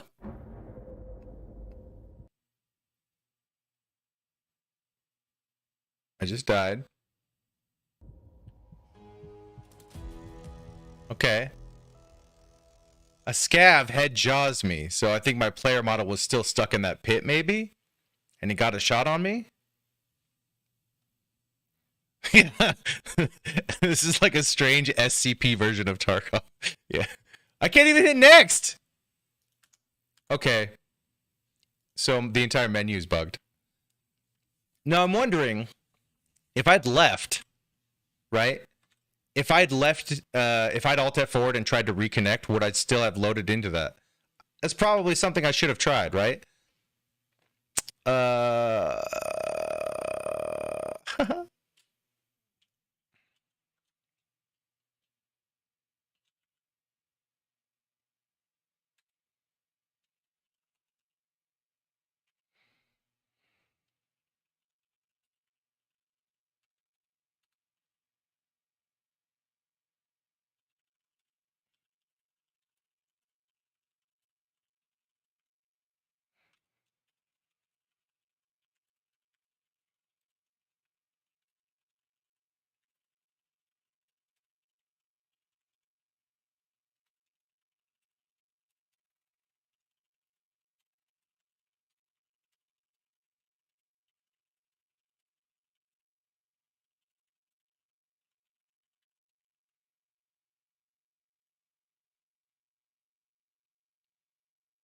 Tarkov might actually be its own SCP. Yeah. So obviously the menu is reacting to my mouse as it usually does, right? So the game is functional, but the UI, I guess, is what's bugged or something. I don't know. I'll actually unblock the server code just for brevity's sake on the stream. 028QC6. That's fucking wild. That's crazy. Good stuff. All right, I'm alt F4ing, and we're gonna.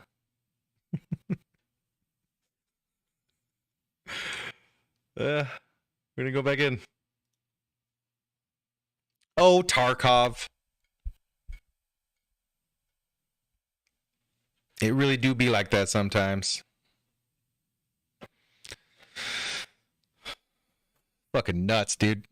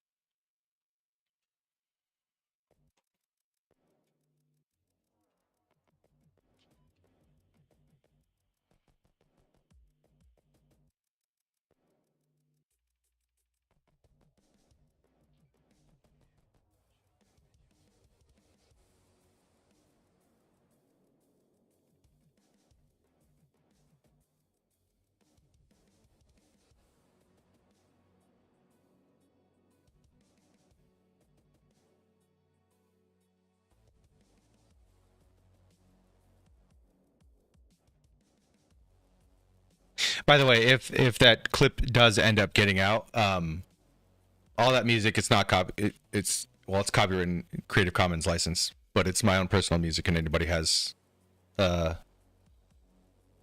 permission to use the audio. That was nuts. I've literally, in, like I said, 3,500 hours of Tarkov. That's a first. I've never fallen through the map or like gotten stuck in a wall before. I've gotten stuck obviously inside like models, or like I couldn't jump out of or from behind an object or something like that. So I've gotten stuck, but I've never literally gotten like, I've never had a physics bug like that happen. Or, well, I've had a UI bug similar, but I wasn't able to like run around the map and stuff like that. Tarkov might actually be its own SCP. I could see it being a region-based SCP that you can't get away from. Yeah. Okay. Yeah. Oh, I wasn't able to do the end screen, so my health is all worked. Man, that was wild. That was something else. Oh, it's good stuff. This fucking game. Oh, Tarkov.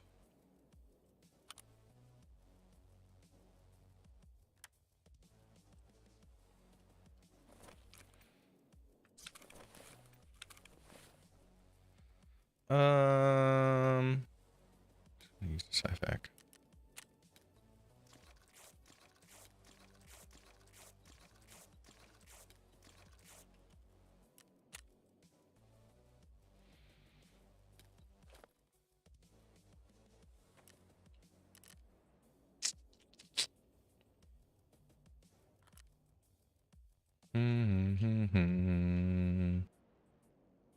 Sir.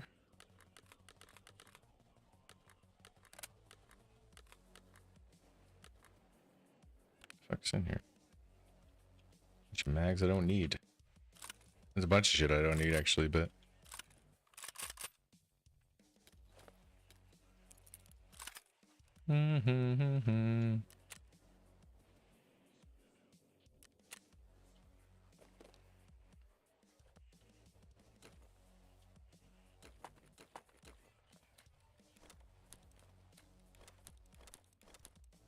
where the fuck's...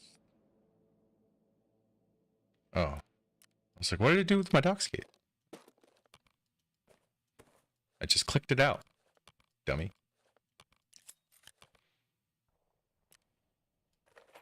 I gotta clip it out from when it happened, but when I got the Red Rebel the other night, found it in a... Where did I find it? It was on Customs. It was in a warehouse in one of the big green crates. It looks similar to the Skev junk box. Let's go back into a Scav and a good song. A good song to play right there is Hole in the Earth from Deftones. I'm not going to play it on stream, obviously, but it would be good.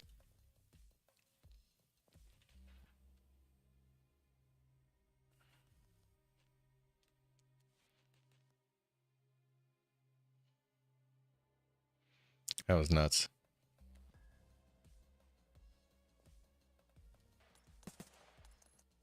One dead over there. Is that you? I'm on top. One dead over there.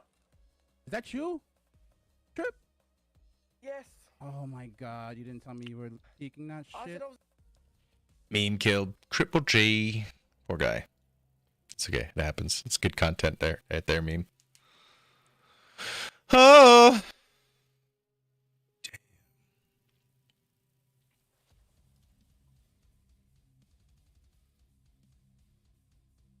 I'm wondering.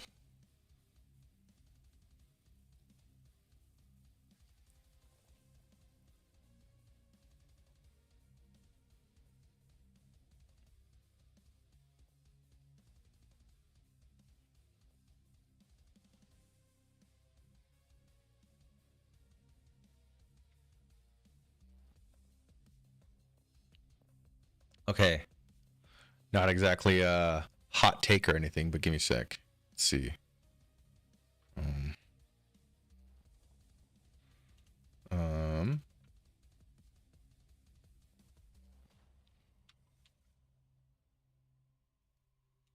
I'm actually gonna zoom in here. Ooh.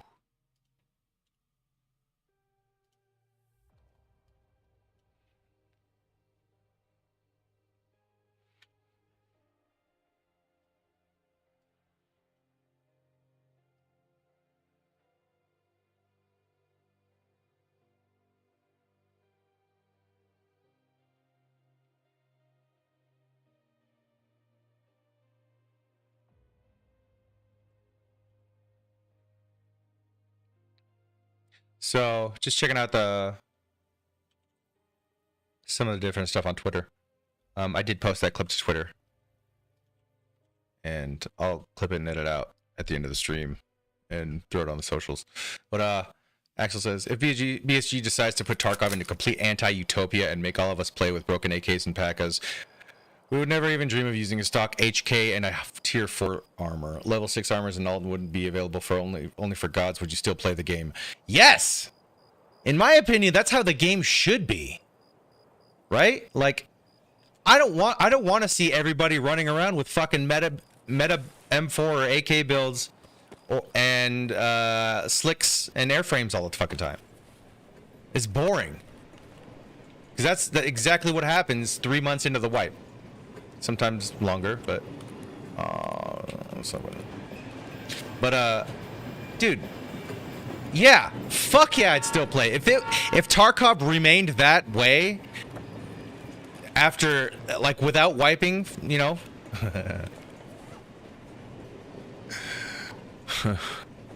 Look, okay, we're all juvenile here, right? Okay, we're fine.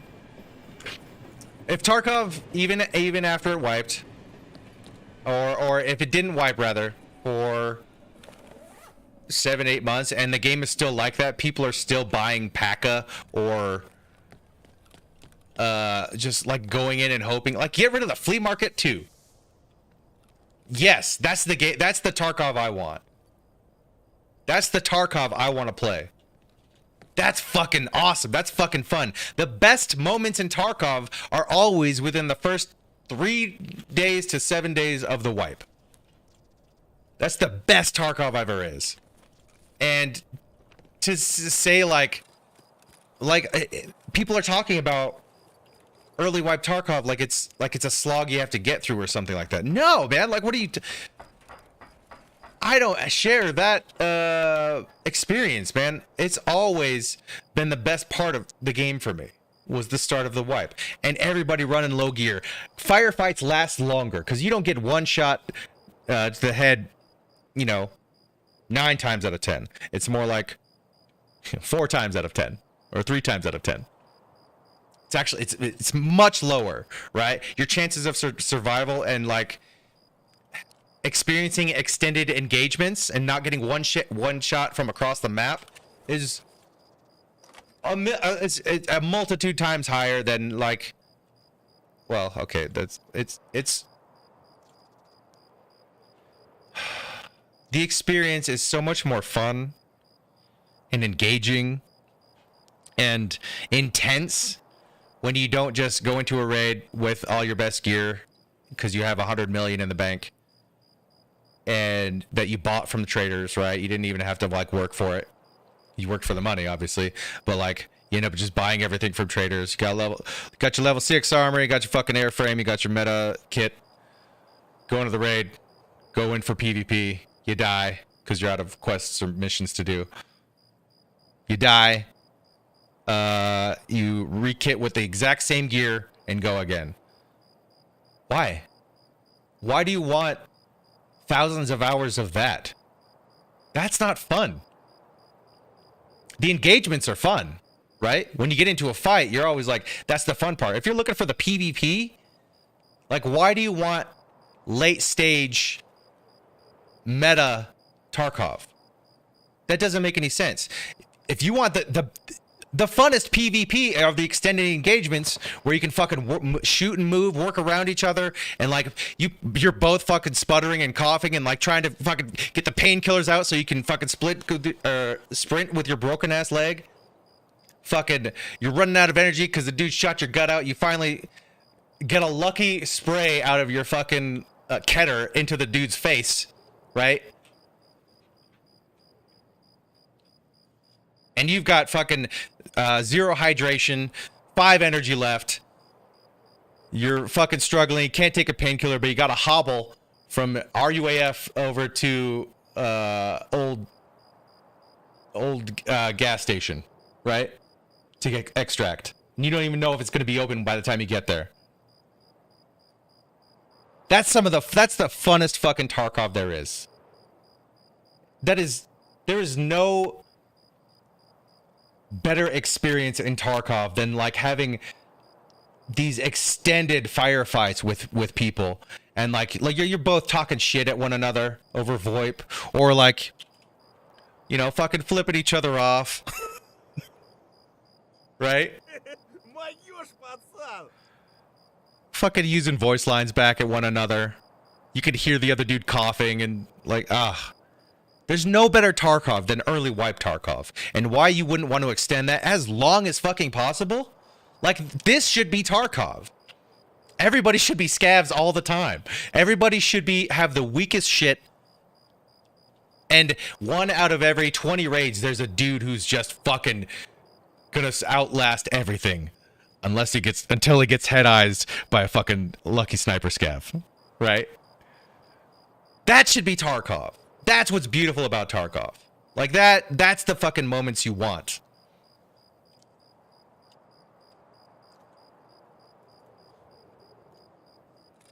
It's the moments I want, alright? So I could be wrong.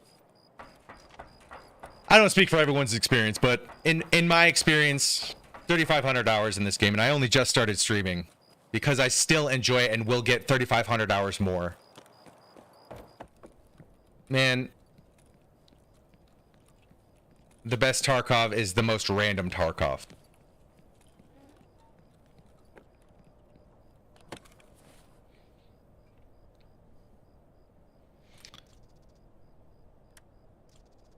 That's why my buddy Ken. That's why I think all PMC need a short time to live. Yeah, that was. If they can figure out how to make everyone individually wipe ever so many hours or months, yeah. Like your PMC has an unknown expiration date. So actual hardcore mode, every time you die, you wipe to a new PMC. Yeah. I think an hours in raid limit would be perfect. Treats the guys that get to play every day the same as Weekend Timmy. Limit? I don't agree with limiting how much a person can play a game the way they want to play the game.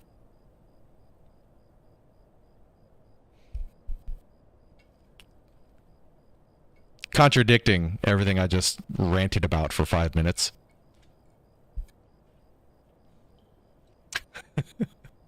What are we doing? I don't even know what I have. What is this? I have a flashlight. I don't have a gun to put it on. I can't put that on because it's not co-witness. I don't think so, right? 0? Or just a guy with a Remington 700 and mid-tier ammo. Yeah. Yeah.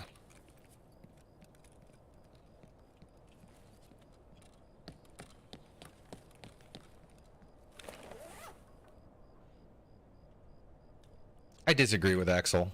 I respect the dude because he makes killer content, but I disagree. There was a dude outside that building.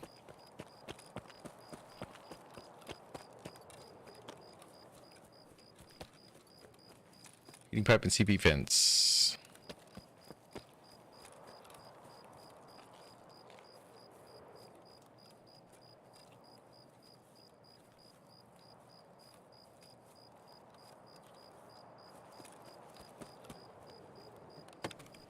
Train's leaving. There could be raiders, and if there is, I don't want to engage. Not with a fucking...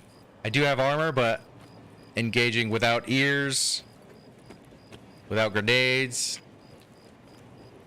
to flush them out of cover, and a flashlight more than anything.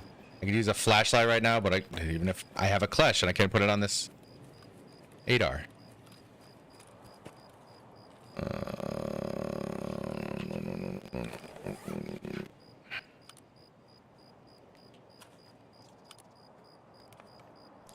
hitting. Ooh, that's the last piece. The last piece of the puzzle.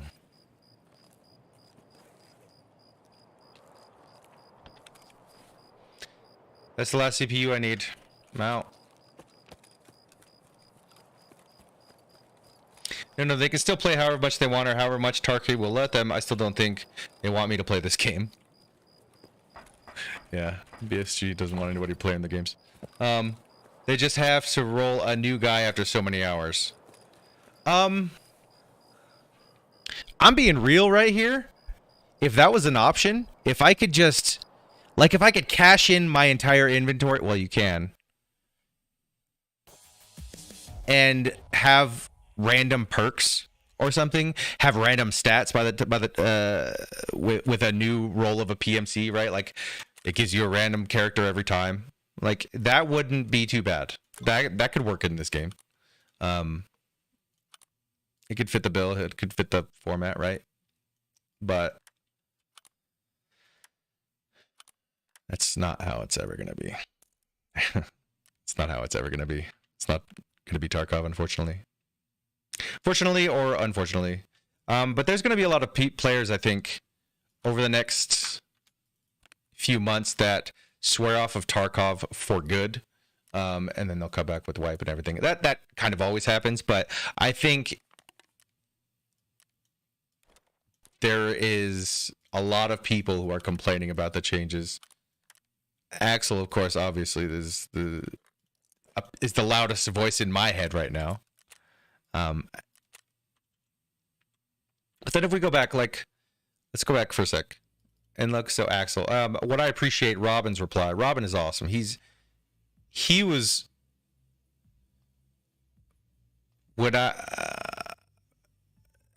of the best PvPers in the game. Robin, this guy. And he says, hang on. If the game had an economy more like DayZ, so the risk reward would be much higher than it is right now, I'd personally play more. In my opinion, having sick guns and meta builds should be rare as hell and give you a solid dopamine kick if you kill someone that had it. Agreed. I actually still get that solid dopamine kick if I fucking get one shot on a guy, like I did with the guy that had this meta M4 build. Well, it's not meta build, but it's pretty close for this early in the wipe. With 60 recoil.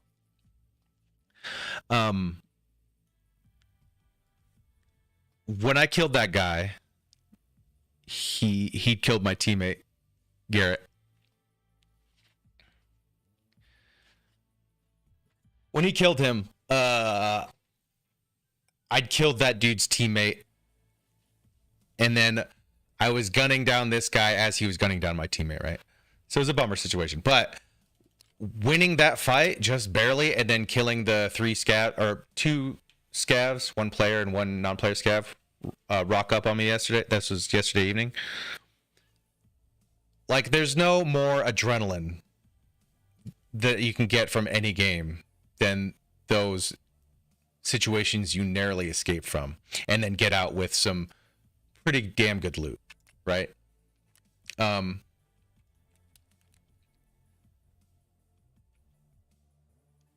It's frustrating to see, like,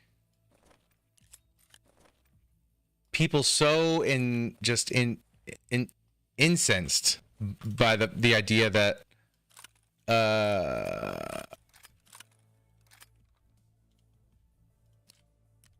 like, changes are being made to a game, and it's going to, I don't know, like, you're kidnapping their children. You know what I mean? Like, how, and for streamers, it's one thing, right? Like, I get it. This is your job, and you want to be able to maintain your job and your livelihood. But dude, let me tell you something. If you are putting all your eggs into one basket of a team of developers that you don't even work for, like, dude, I'm sorry, but you're in the wrong line of business if you think that it's their job to appease you. And that you complaining is only doing damage to yourself.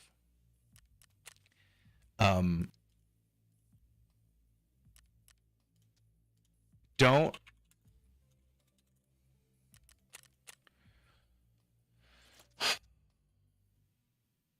rely on other people to provide for you. You can't. Not in this country, anyways. But at the same time, like if you're, I don't know, it's a really weird and it's a complicated situation, right? But it's just, so when I started playing the game 3 years ago now, I went on all the forums and the subreddit, and was communicating with people and like making posts and reading posts and looking at everything. But I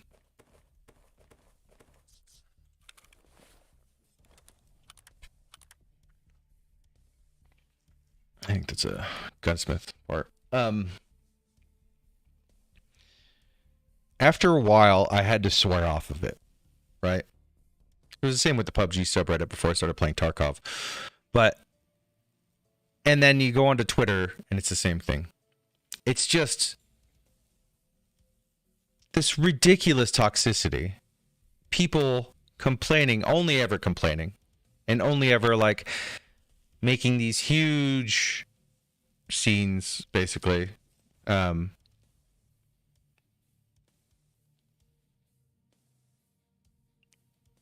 Like producing this negative association with the experience that they're having with something. And I get it that you're having a negative experience, but if you're getting attention for it and you continue to propagate the negativity, that's what that's called, is toxicity. And you're only doing damage to yourself and your reputation if you're a public figure, as streamers are, right? So there's people out there on Twitter and on the subreddit and everything that are walking a very fine line, and I think some people are kind of crossing it simply because a tiny little patch that was introduced yesterday, now they can't buy the best ammo from the in-game traders. Really? Like, that's your major life concern, that you have to now, like, talk down to people individually and starting a stupid fucking internet Twitter riot, or trying to, like. And it's not like I'm not guilty of similar, I suppose, right? In a certain capacity, more in my personal life, right? There's not some things I've said and done that I now regret when looking back upon. But man, when streaming is your livelihood and you're out there, you're making a fool of yourself, and you have to be careful, bro. If people keep pushing the things they're saying too far, the entire community is going to abandon them, because the majority of players of Tarkov enjoy Tarkov. And they get bored of it after a while because everybody gets all the meta gear and starts just destroying them raid after raid after raid. And after a good month or two after the wipe, it just becomes too much for the average player, and they leave. They go back to Call of Duty, they go back to Battlefield, they go back to fucking Minecraft, right? And that's what's really sad about the Tarkov experience, is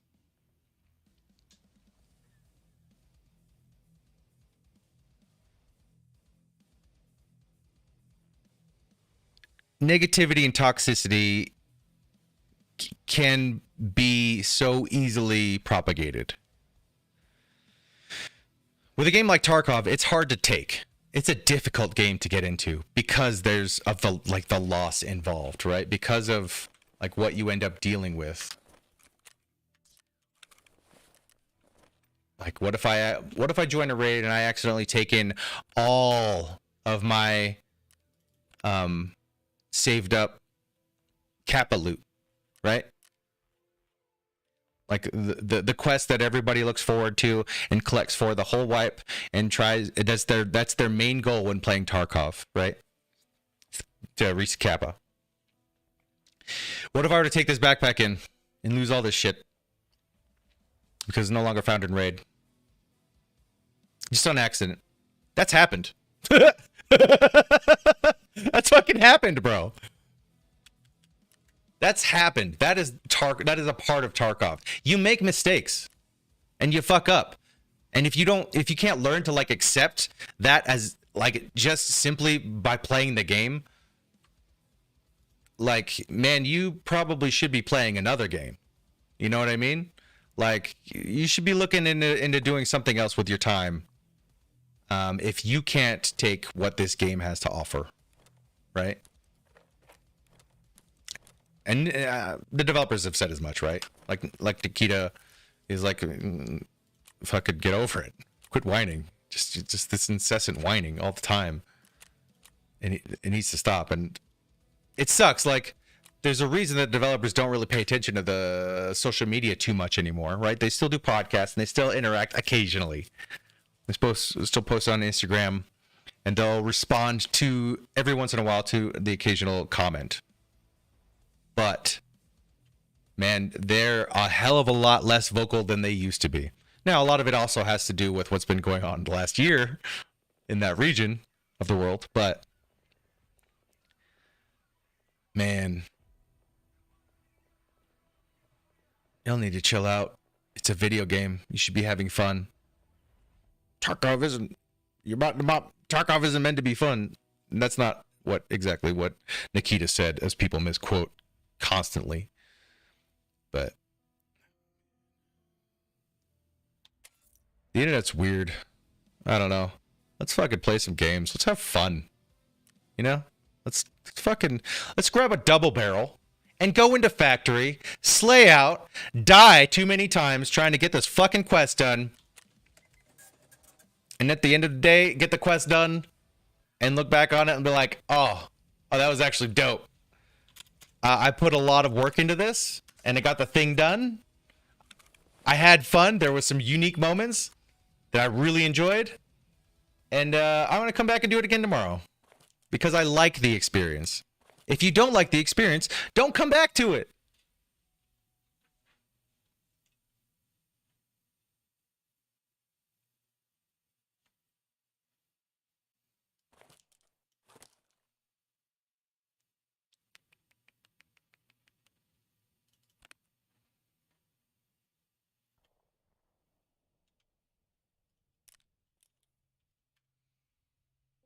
Maidens.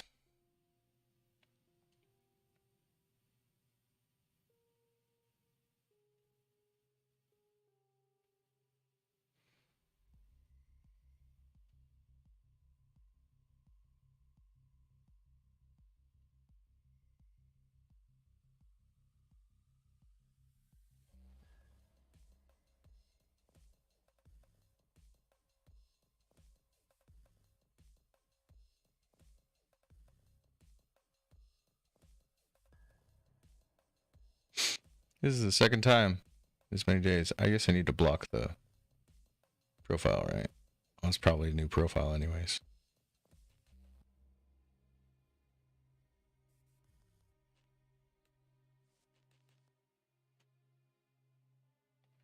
Something happening in Russia? I think Nikita said enjoyable. Yeah, you're not meant to enjoy the experience, right? Like the game isn't meant to be enjoyable or whatever. No, Tarkov's dope. And if you're not enjoying it, don't play it. It's not for everybody. That's for damn sure.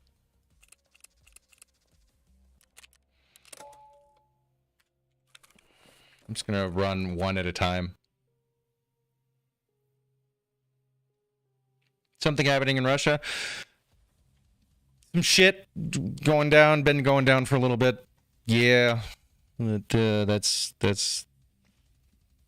something a lowly streamer like myself cannot do anything about, right? They can still play however much they want, however much. Okay, oh yeah, we already addressed that. Yeah, it's just very strange how incensed some people seem to get in this community and about this game and about the changes that are made to this game. Like, this game is in active development. This game sees more changes than any other game you will ever play. There are more content updates. There are more content adjustments to the game because it's so much more complex or complicated than other games. So, like, how long was it before Overwatch felt balanced? It was fucking years. They changed so many game modes. They changed all of the fucking, not all of them, but almost all of the fucking heroes and their capabilities and like their utility. And then they reversed all of those changes and made it feel like shit again. Yeah. Now, if you ask me personally about Tarkov, like, what I enjoy, obviously, that doesn't match up with what a lot of other people kind of enjoy. Truth, offline mode is almost fun. That's right, Ken. Offline mode is almost fun. The performance boost, for one, is fucking amazing. The frames you get on offline mode are chef's kiss. But with something like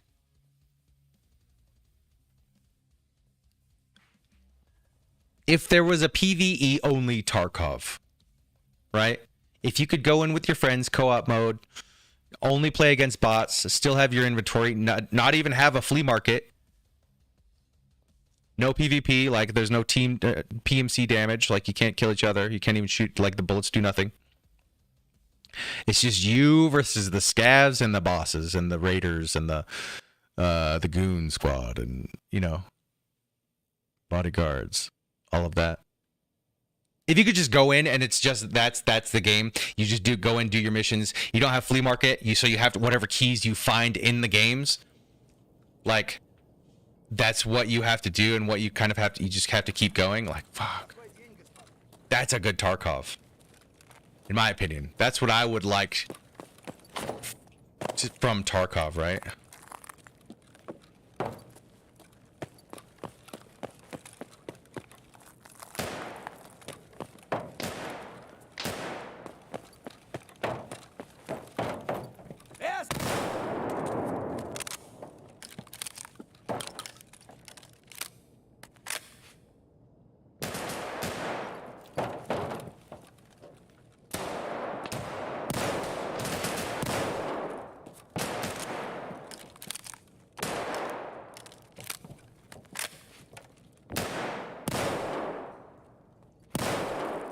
Shit. I suck.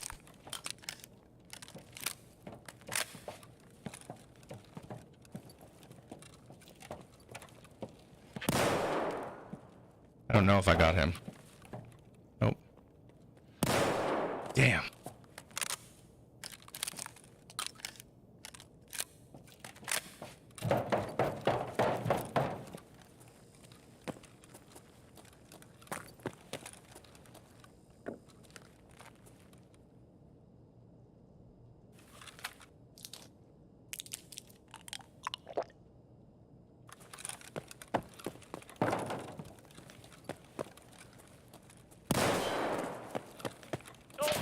Ooh.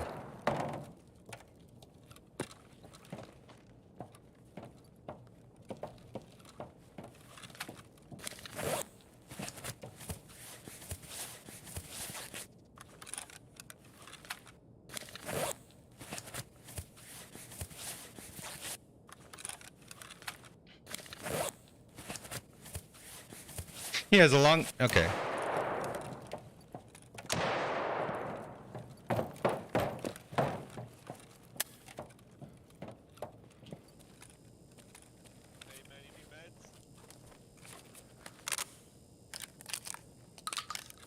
No, we good, homie.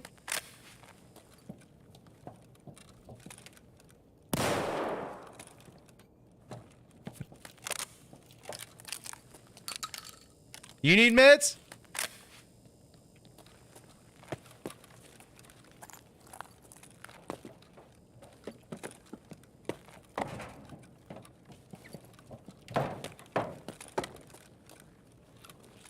I think he's down below.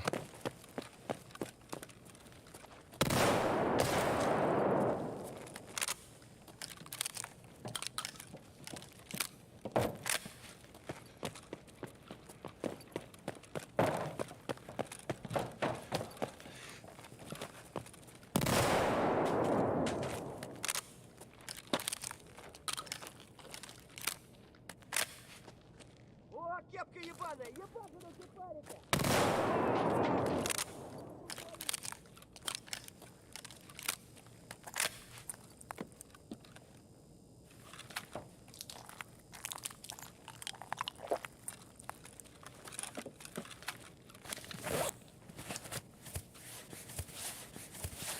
Давай, мочи! Okay.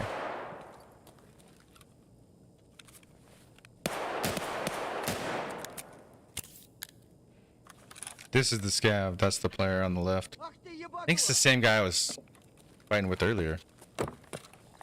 Блядь, вертатель! Вот хуй!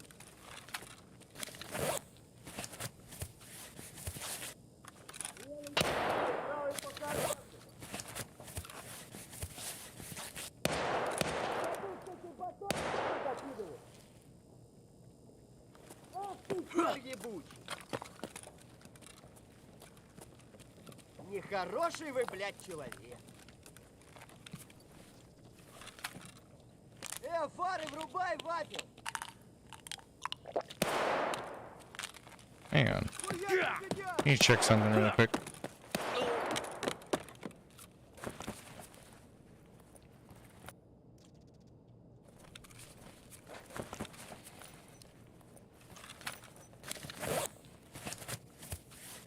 Wheel stands.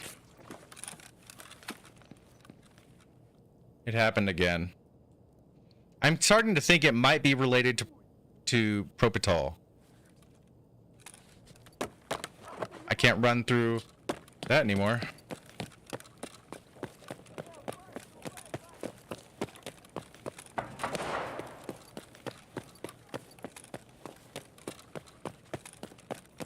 So let's try to get to the scav that's yelling, right? Without falling through the map this time.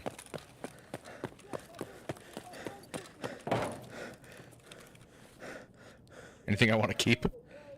Magnum, no. Nope, never mind.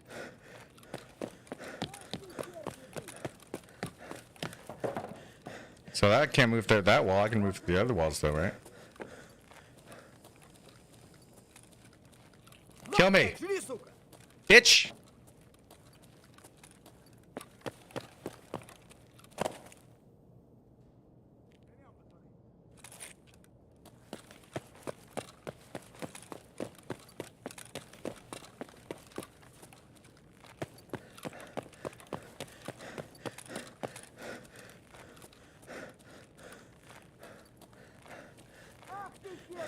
It sucks because it's not like detecting me like, oh, I've moved into the... Ooh. So this is the second time this has happened today. So without having to open that door, right? I wanted to try this last time. I'm gonna Alt F4 and restart the game and see if it spawns me back in and I'm able to actually move. Reminds me of the old head bounce. Yeah, fucking the old head bobbing movement before I think it was before they added the slider where you could change how much. Dude.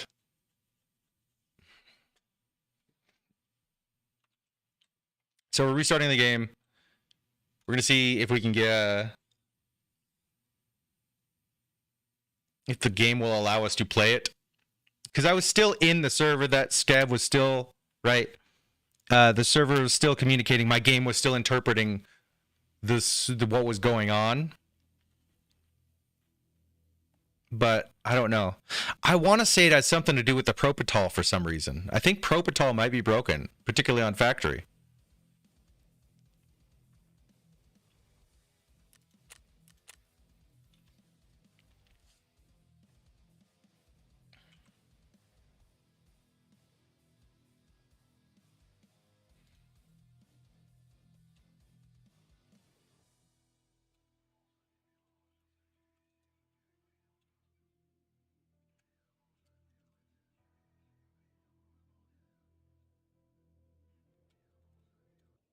Ну где ты, а, сука? Не обижай!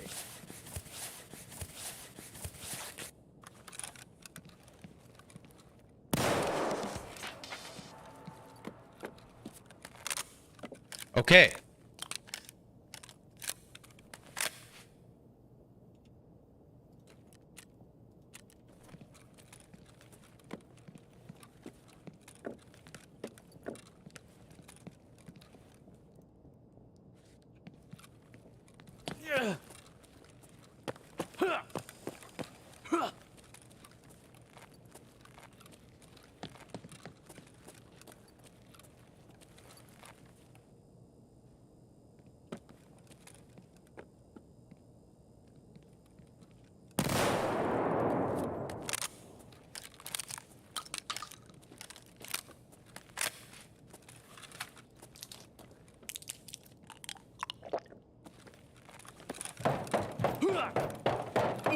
I got one quest done, right?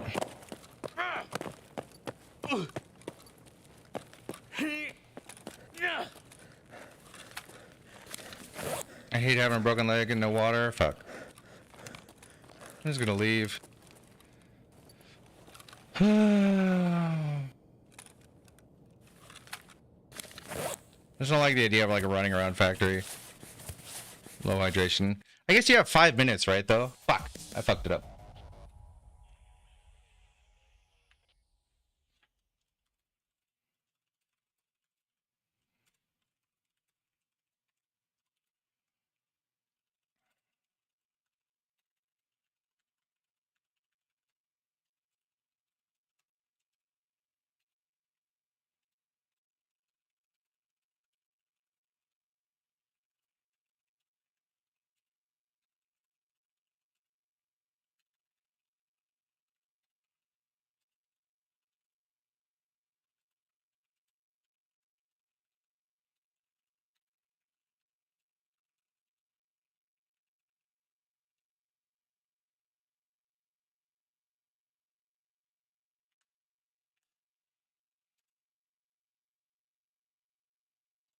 Yeah.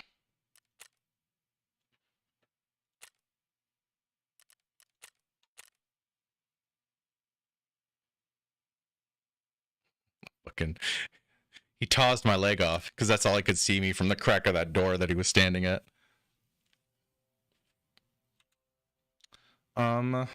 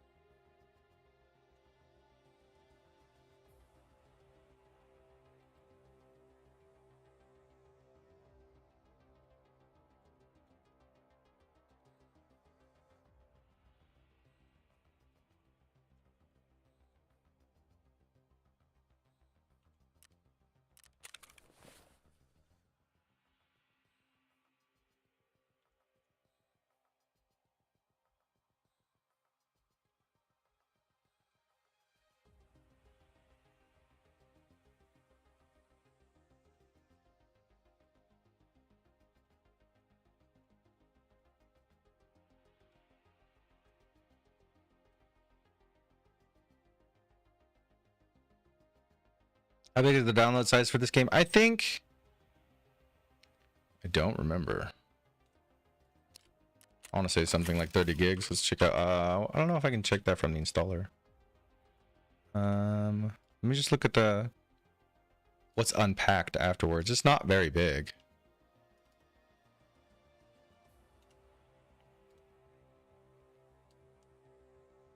36 gigs is what's in my directory.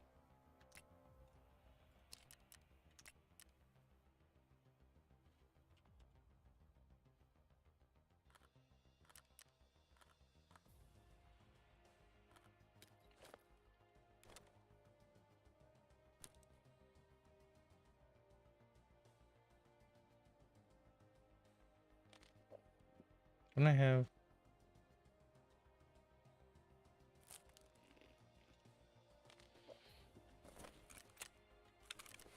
Do you want to go back in the factory? Let me turn this in to Jaeger.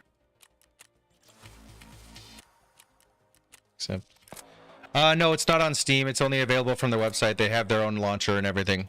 So escapefromtarkov.com. There, it'll ask for 3 different. There's one of 3 packages. I would say go with the cheapest one, since you've never played before. Like, learn the game and make sure that you want to be able to play it before the investment. Yeah.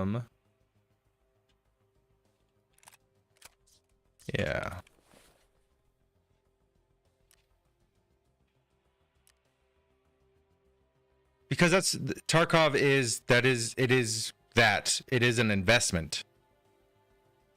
Escape from Tarkov is a time investment, it is a mental investment. It is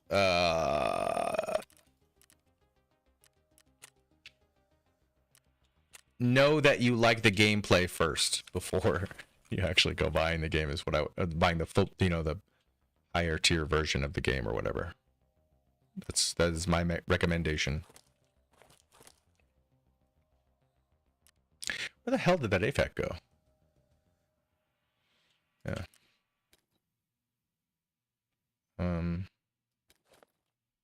Yeah. Oh, fuck. And this new menu bug is really annoying. That you can only reset by going into thing. I don't even... I'm so wary about like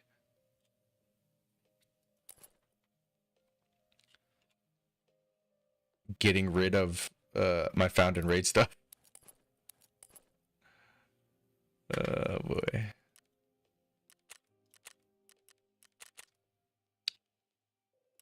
I was just nervous after that, experiencing that bug again. I was just nervous about like going to do my actual mission. So, speaking of that, I'm gonna go to the bathroom and I'll be right back.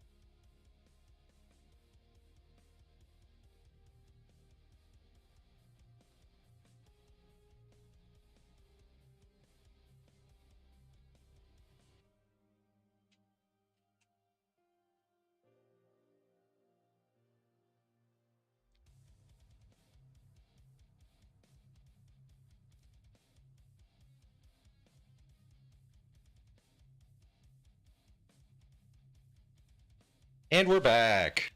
All right.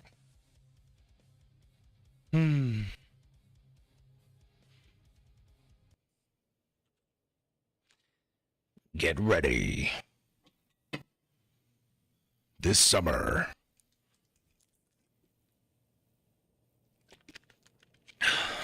Gray does on factory once again. Ah!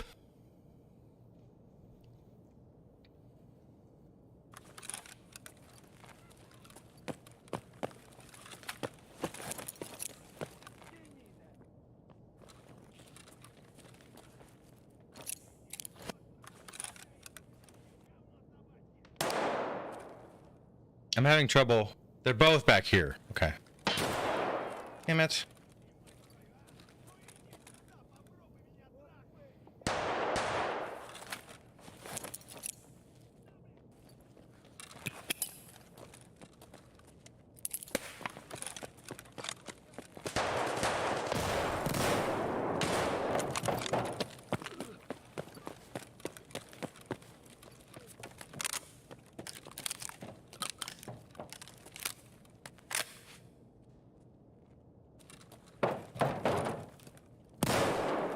Shot it, not anything. I shot at nothing. I thought it was a man. It was not a man. It was nothing. It's a pipe. He ran back, right? That's a fucking ump.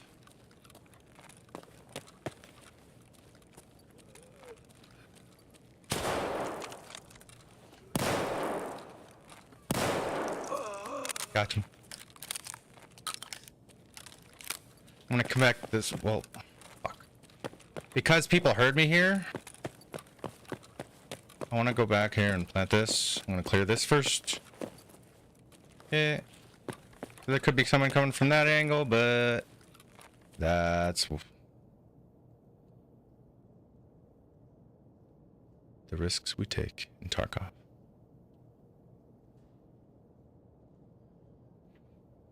The risks we take.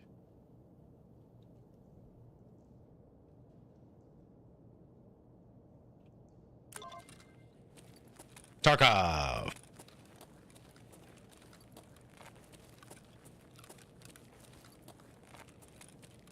At least I hear from Mosen.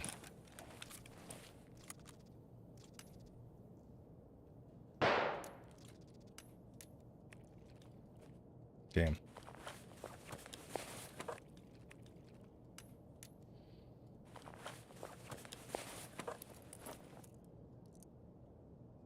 It's got a red dot on it.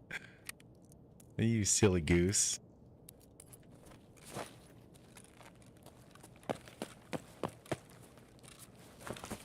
Well. Bunkhouse key. I think it's so different from the fast-paced multiplayer of COD that I'm used to that it might be refreshing to rethink how I play games. Also, I played like 3 rounds of Siege before I rage quit and didn't play for a few months. Then my friends wanted me to try again and I started having fun. So that actually mirrors the experience of our good buddy Garrett, the Found Ninja. He went through the exact same thing, right?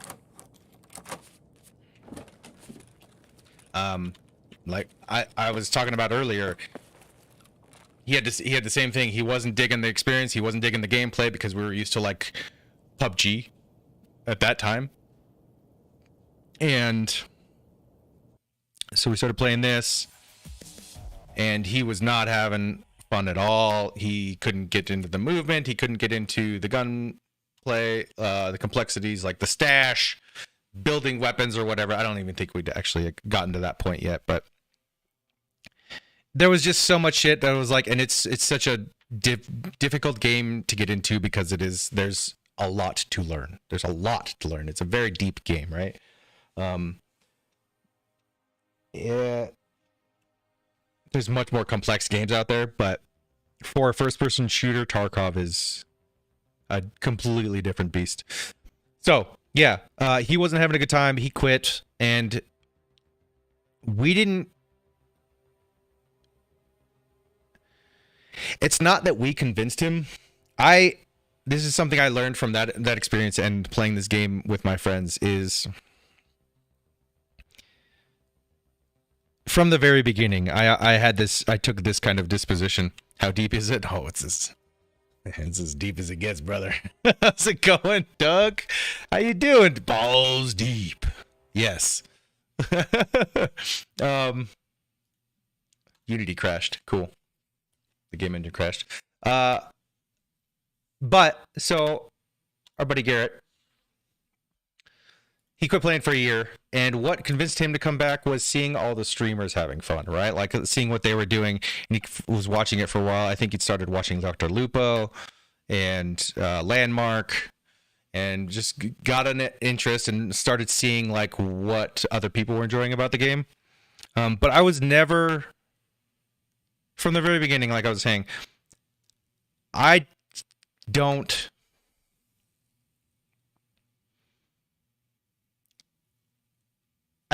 not going to tell anybody to go out and buy this game. I can say, I could relate to you my experience with it.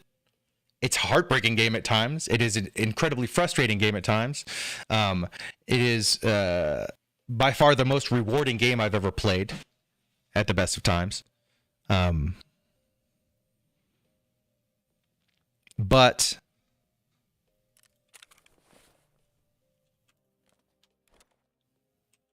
I don't think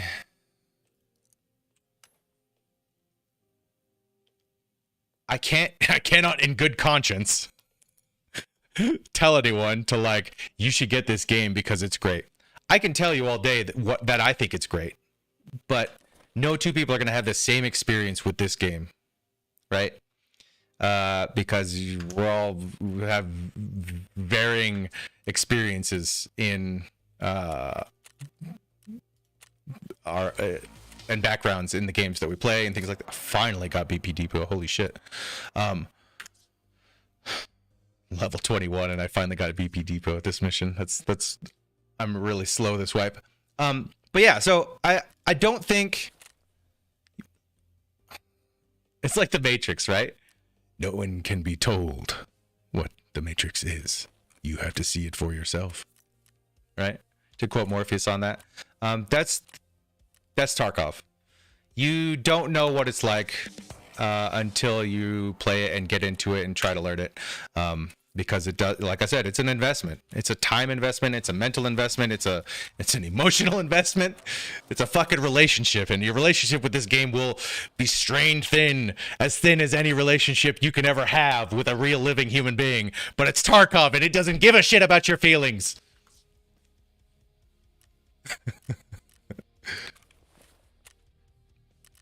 All that being said, still, in my opinion, one of the greatest games ever made. Still get the enjoyment out of it. And the love I have for this game is unparalleled with any other. Yeah. Escape from Tarkov is astounding.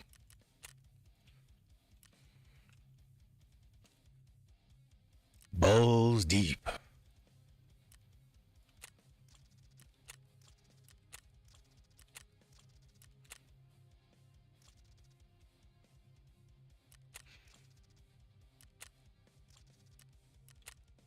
This is what happens when you try to buy the cheapest. Give me the 2 cents!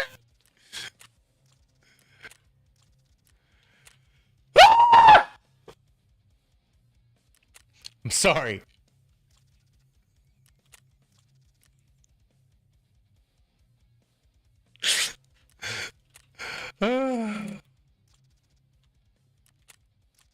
Tarkov. Hey, I got one.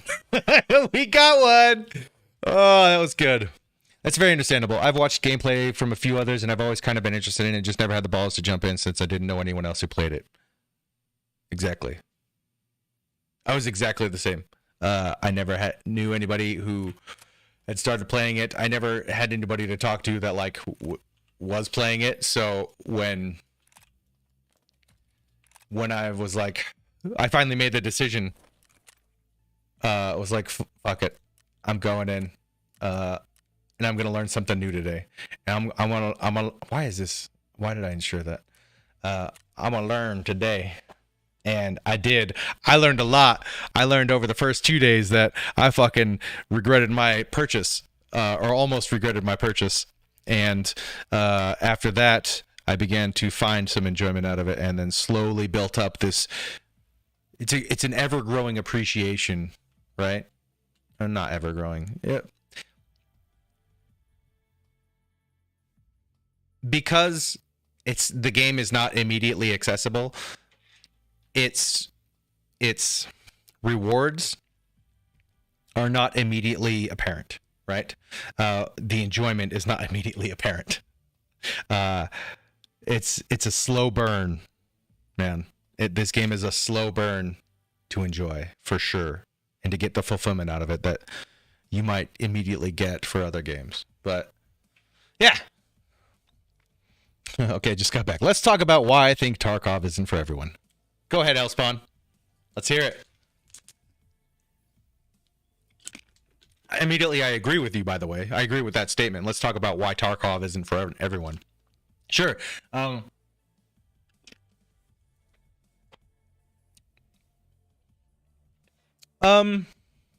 gamers, right?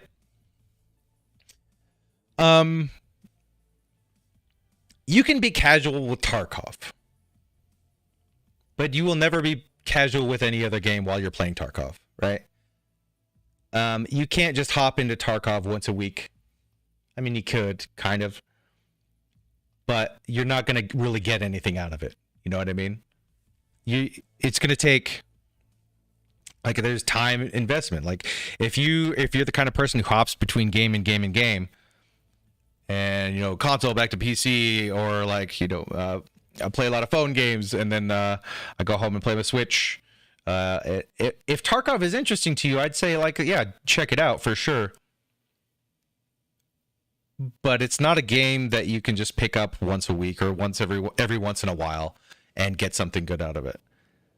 To an extent, like, once you learn the game, that is possible. But even, like, coming back to the game after a week, you kind of have to get back into it, into the swing of the game, right?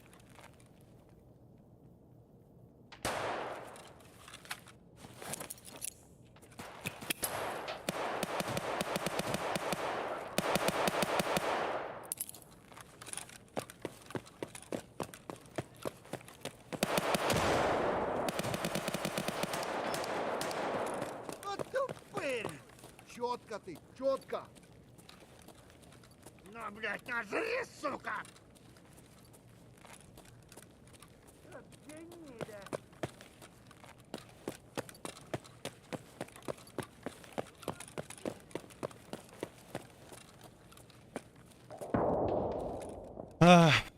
Let's talk about why I think Tarkov isn't for everyone. I think it's about expectations. If you introduced me to Tarkov and said it was a survival game, I think I would have thought it was super interesting. But since this game was sold to me as a shooter game, I think I was disappointed with my first 2 hours.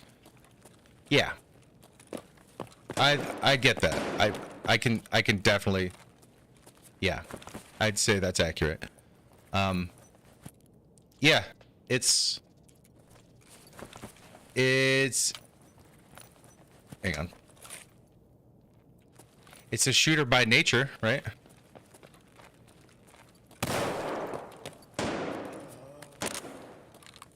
See, that's a dead man, and I just shot him.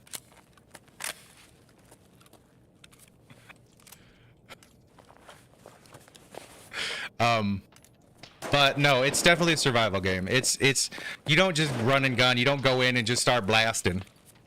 At the end of the wipe, it's a different story, but like it takes a long time to be able to build up to that. It takes a lot of investment to even come close to that, right?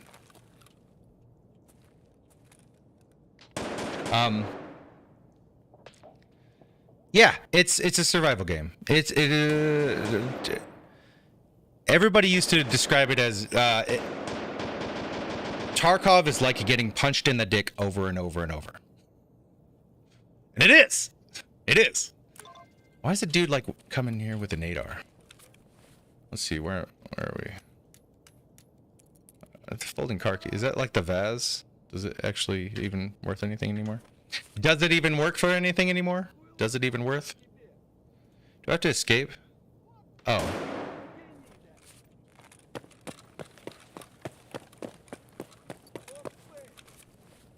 So I have to check all the extractions. I'm going to do that now.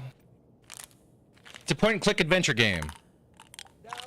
That's just what you call all first-person shooters, Ken, and I guess you're not wrong, but what the fuck happened here?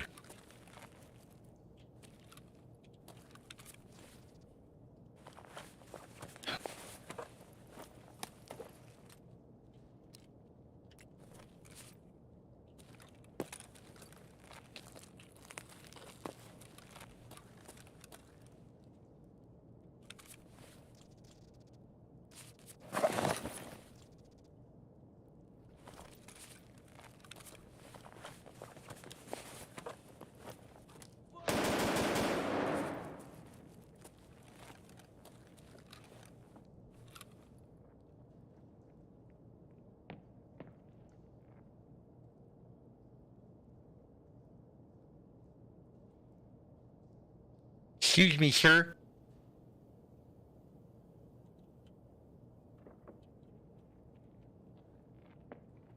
Is he leaving? No, he's going up.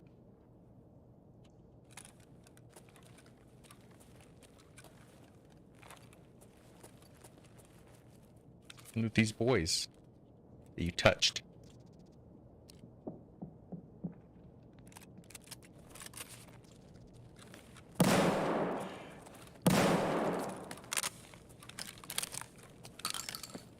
Wish I had a grenade. He went up, right?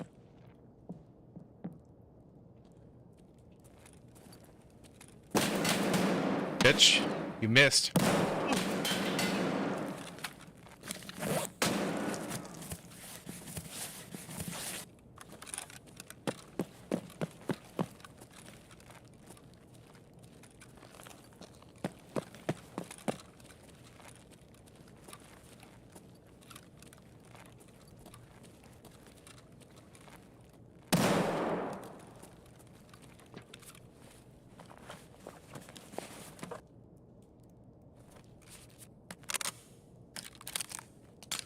Hi.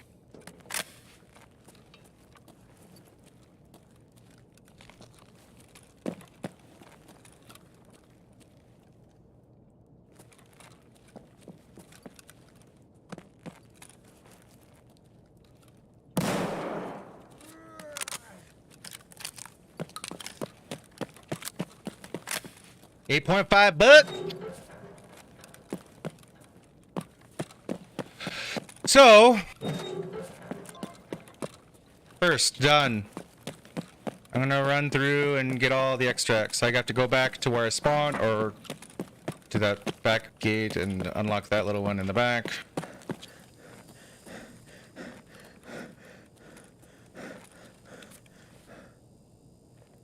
Better than mine. Better than mine. Better than mine. Lobster, huh? Is he just collecting stuff? Yep. It's an ugly ass pepper. Give me your shit. 206, nice. Ejecto seat.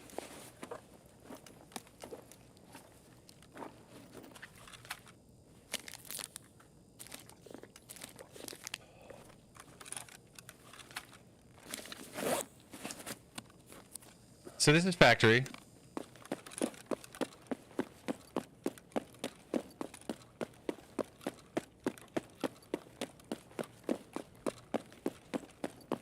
Cheeky bricky. He got sleepy. He fell over. He's narcoleptic. It's fine. He's got he had a helmet.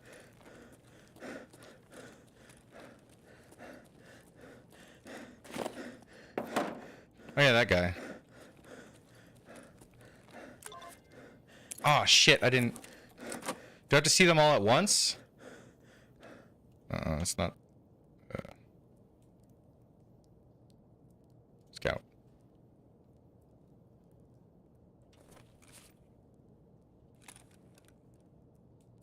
What does that mean? Fourth factor extraction.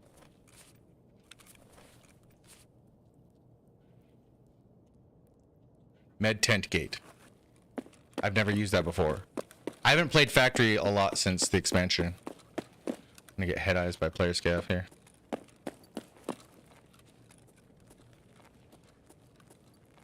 think that was an NPC. Yep. So I'm just making my way slowly over to the other unlockable gate. Trying to avoid player scavs. I don't think Tagilla's on the map.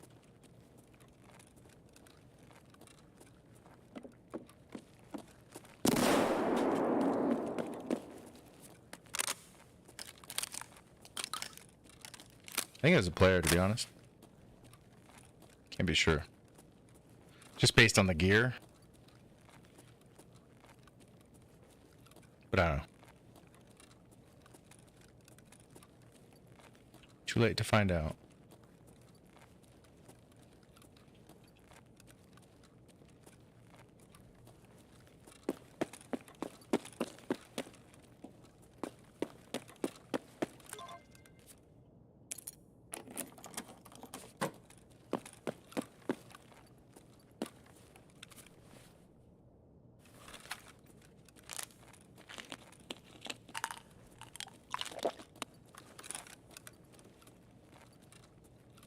So what I'm doing is I'm doing a mission. I have to scout out through the entire map for this mission.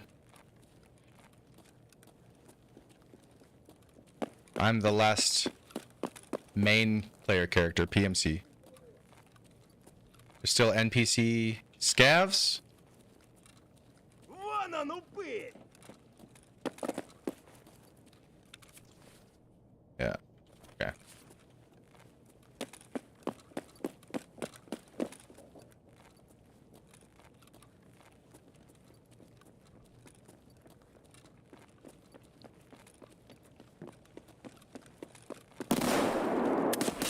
Oh.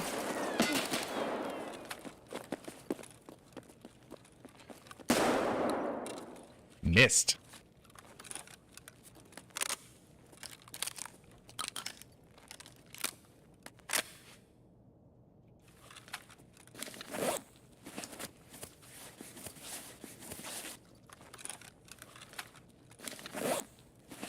Сейчас затолкну, и ты бар.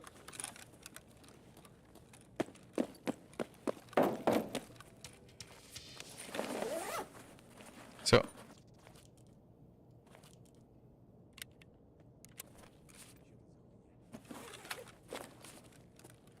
Is this an extraction here?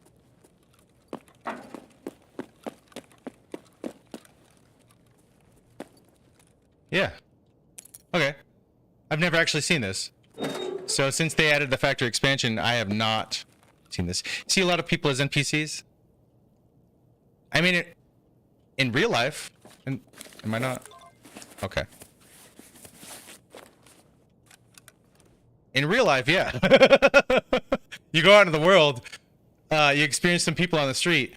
There's some fucking NPCs out there, man, for sure. Like, there's no one there.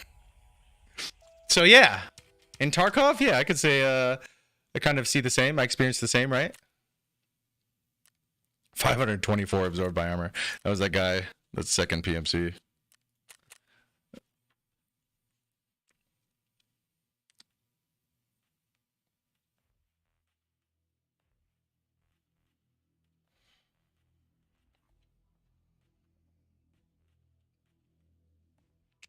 If you haven't, hit the like button. Like the stream. We're having fun out here. I'm out of water. Gonna have to go get some here soon. I'll do that when I'm loaded up to our scav. Drink water. Take care of yourself. Hydrate. 5?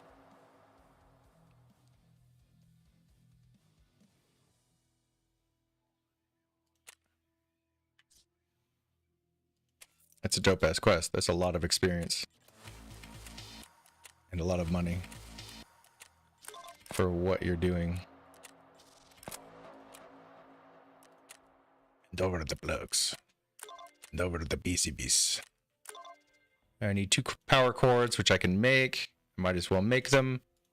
Might get him in this scav run, but we just opened up a whole world of tasks, didn't we?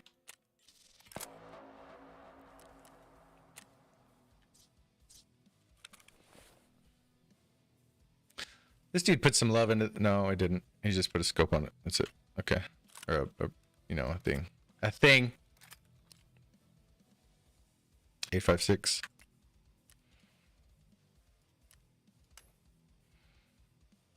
Ejecto seat. Ejectocito, cuz 5. Is this? I don't think it's anything. It's not the. No, I'm thinking of the Marin key, obviously. It is not that. Bro ain't getting his armor back. I'm keeping this shotgun.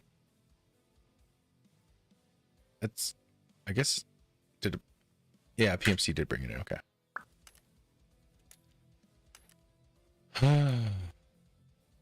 206. People need that for the quest, but the quest, everybody's past that now. Okay.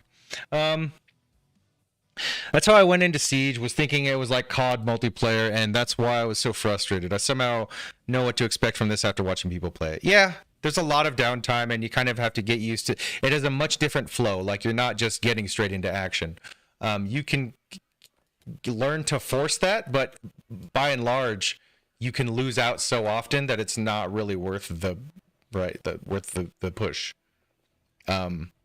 But late wipe, say 3 months into after a wipe, that's when people are kind of all looking. The only people left are PvP players, honestly.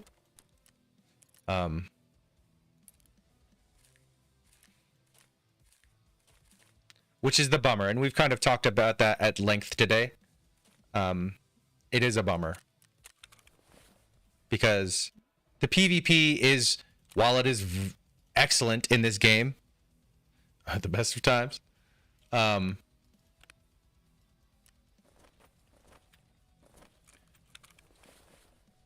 it's not.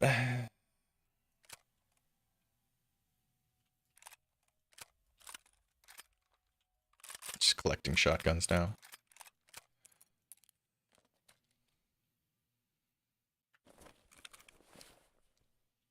Keeping your clash.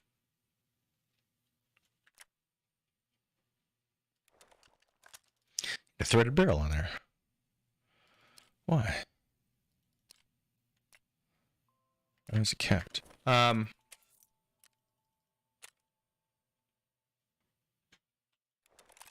forgetting what I lost my point.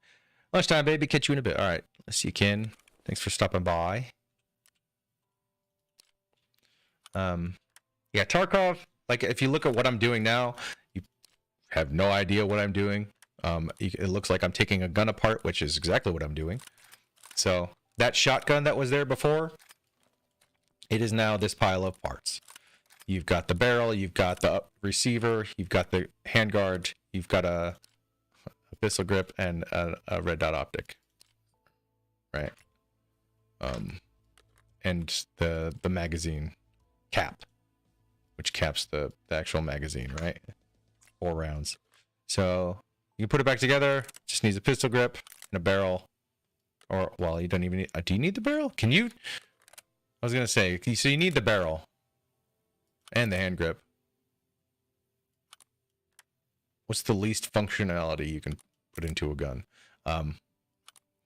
But, I mean, there's a lot to the game, right? Like, I'm sure you guys have seen this and looking into it, but there's an entire weapon modification system, right? Like, so these are all the parts, all these little squares you see are all the parts I can modify on the gun as it is right now. And all I can really do is just add what is happening here is what I have in my inventory that I can put on this gun, right? So essentially red dot right now.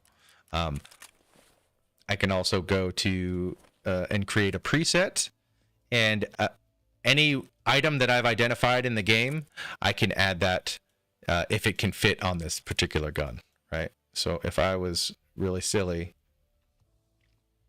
I could do something and just keep adding red dots.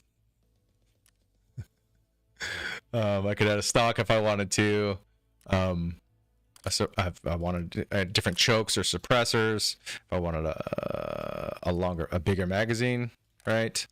If I wanted to put a flashlight on it, I could put a sprut and then boom, have that. I could put 3 flashlights on it if I wanted, right? Or a combination of flashlights and lasers. Yeah, it's a thing.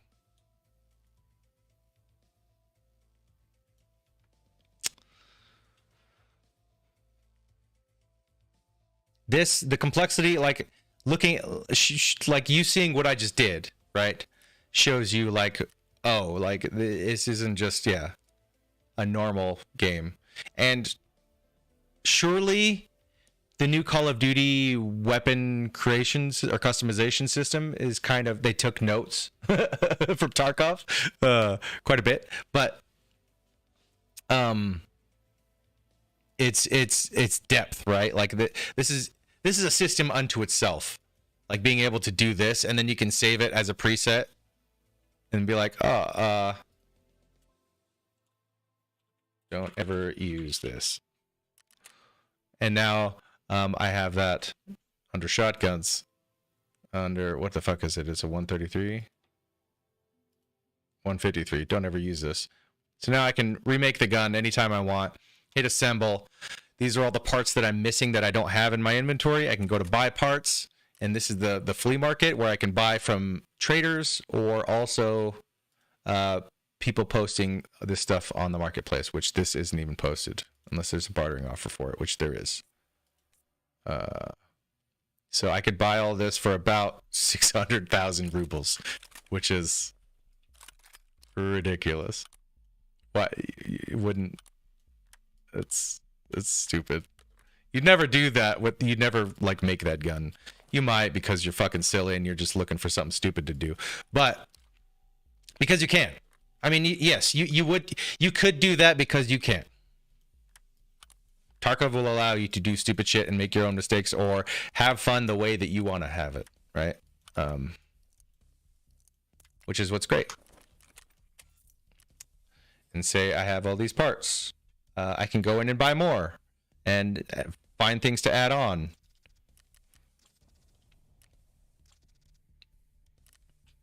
And if I don't want the stuff, I can just sell it all. Make some money and buy something different.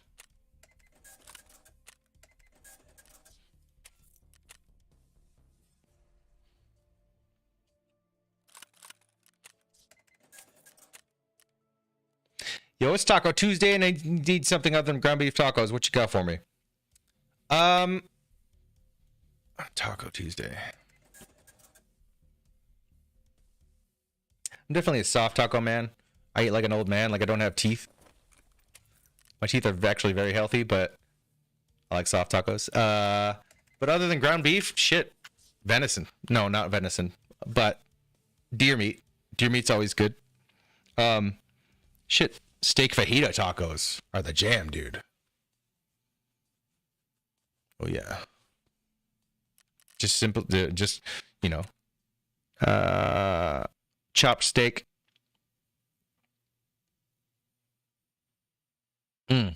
Chopped steak, fried bell peppers, onions, veggies. Just get that. Oh man, yeah, tacos, steak fajitas, steak fajita tacos, dude. Get it. That's the jam. Yeah, so I was just talking about all the weaponsmithing stuff that you can do, right? I was just showing you all of that. And then there's this part, which is the hideout. This is a place where you can have things that you can create little stations outside of the raid, outside of the first person game, and you get bonuses. You get this kind of cooldown timer, and I get quest money reward boost, and then I can increase that by collecting these things and improving my trader level and my skills, and improving the other stations in the hideout. I can then upgrade this thing to give me more things. So, which would be more money, more quest money, and a better return time on the items I lose for insurance. But also, another thing about the hideout, you can go into the hideout, first person, explore a little bit. There's not really a whole lot you can do. But you can build all this stuff up, and you can build a shooting range and try out weapons.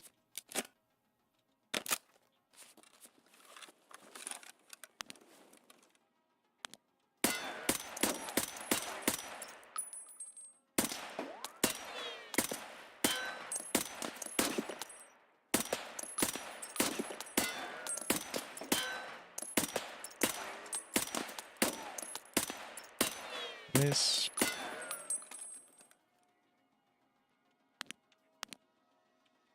There it is. No, it's not that button.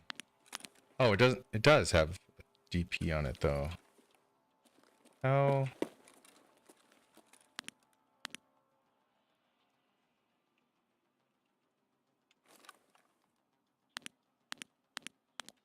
Hold on. I think I have my shit mixed up.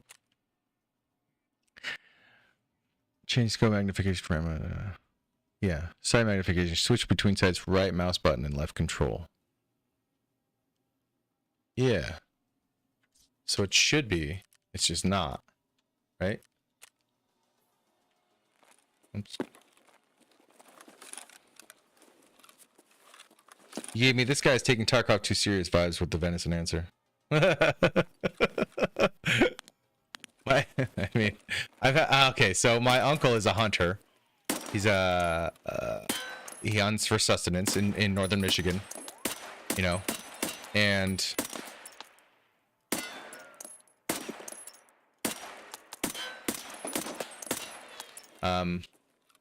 he showed me how to hunt.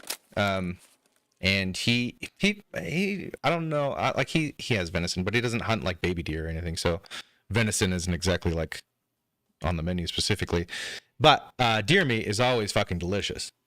The best meat you'll ever have, or that at least that I and many people that I know have ever had, is backstrap meat from a deer, and it's fucking delicious.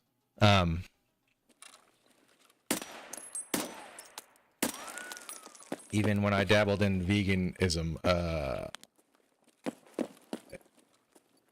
was never morally against people. What the fuck is going on here? I haven't seen this far back. I think they expanded it, right? It's just, it used to just be a wall here. They've with this content patch, I haven't explored all the new stuff, so everything beyond here is new. I'm not sure the purpose of it, but yeah, deer meat's alright. Other than that, you know, whatever. So I don't. It looks like this fucking thing does have. Yeah, why does it? It has the delta point on it.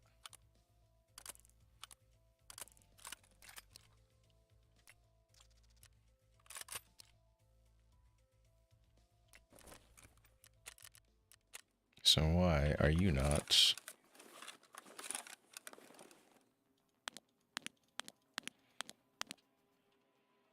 Okay, finally.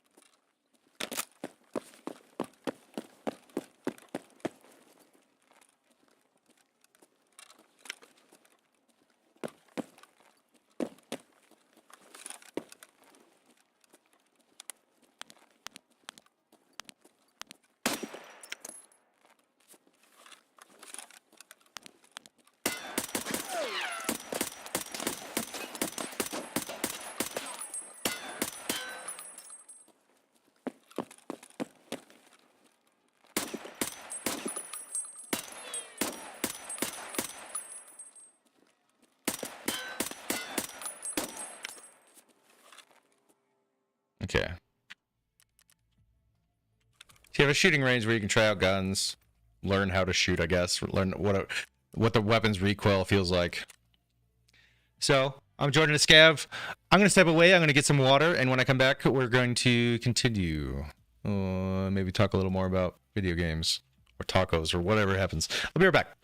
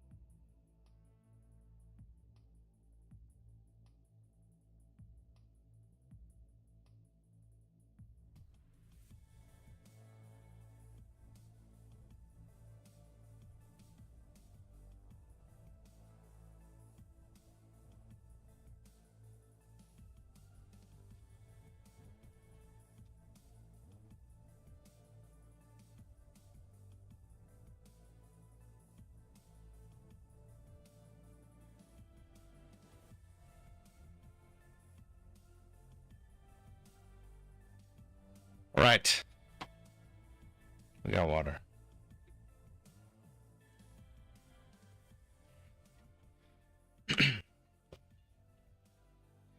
So I just went and got myself some more water. And I would encourage you to do the same. Drink water, hydrate, stay hydrated. It's healthy. It's good.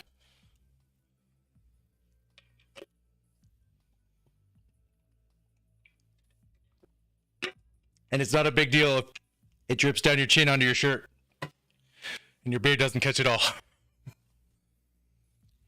All right, let's see.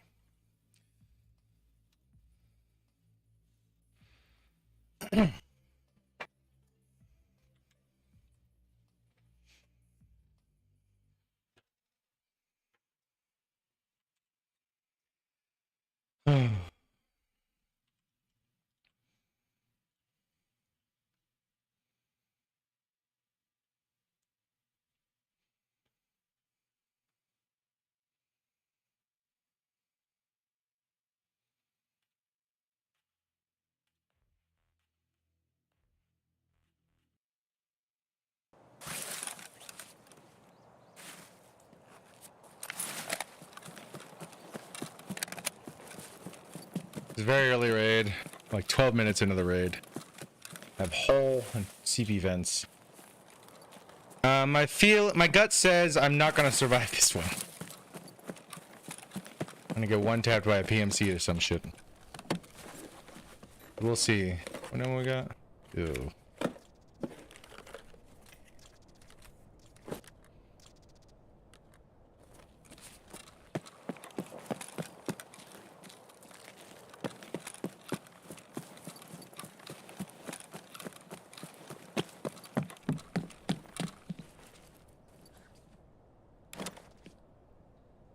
Daddy needs milk.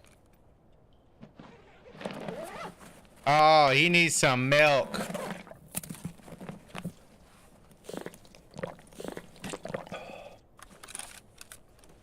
Some kind of healing, okay?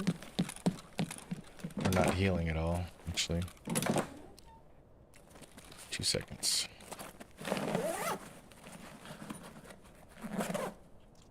Strike, whiskey.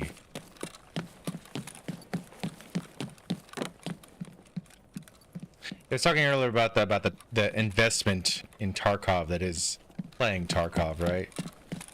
There's so many items that you kind of have to learn. You have to.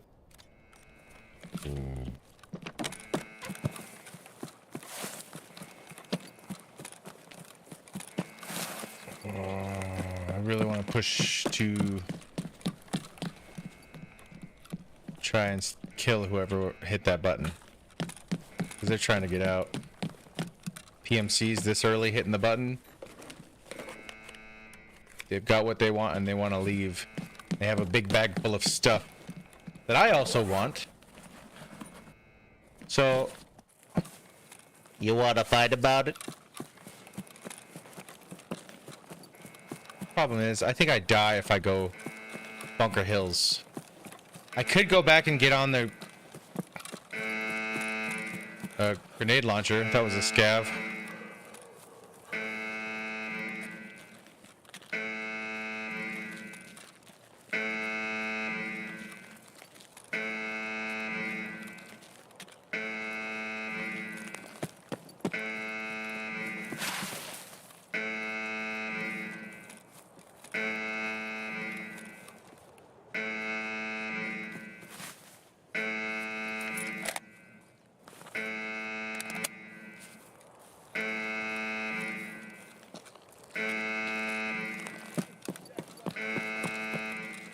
Shag barriga, mapatong pababam.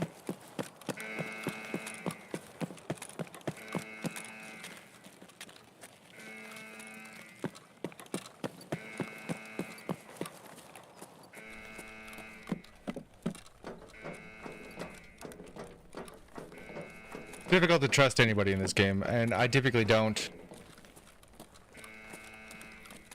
trust them if they're not my friends. Right?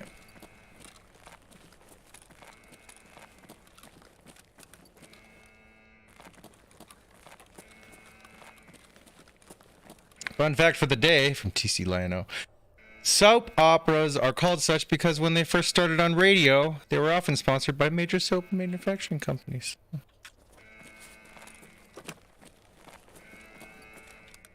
Neat. Gunfire.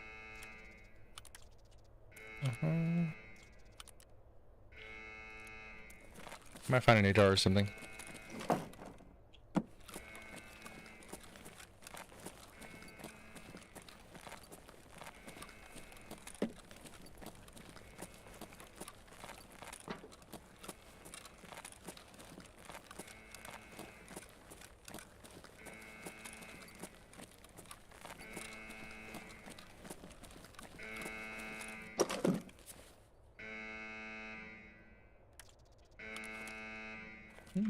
Rip rounds, that could be fun. I think I finished the majority of factory missions. So I don't need to go back there.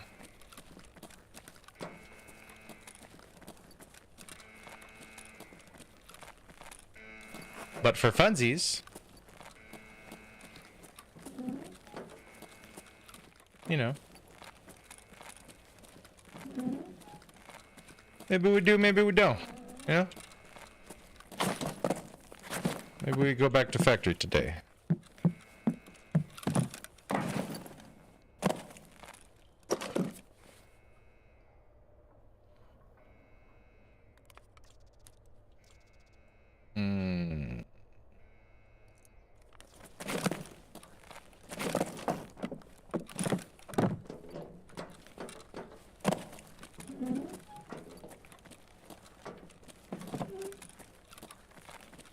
Can we get this one today?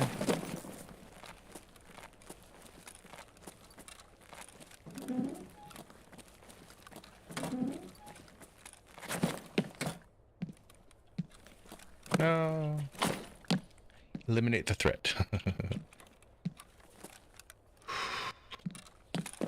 Fucking shit. Another thing that will take a lifetime to master, especially because they keep changing it, is the movement of Tarkov. It's different. If you play any other game before playing Tarkov, it fucks you up in Tarkov. If you play Call of Duty or Warzone or whatever before coming to play Tarkov, the movement is so different that you're gonna be like, it's gonna take a while to adjust. Hunt Showdown, we'll go and play that, and then go play Tarkov, and it's just like the movement sense, how you feel you need to move, isn't the same, right? In these games, there's a lot of different games with a lot of different types of movement, but Tarkov is a beast unto itself. I mean, you know. Somebody just died. Oh no, he's just coughing? Did he just bleed out? Somebody just died down here.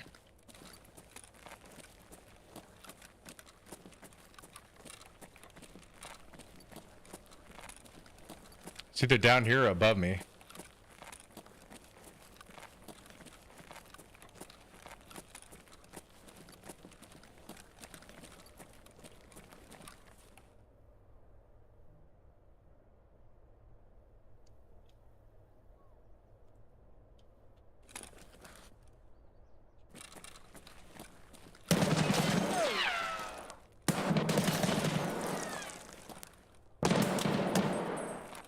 Dude sucks. He's a PMC. He's probably gonna kill me, but he's not good. I think he's running. It's that scab, by the way, that's coughing. This one.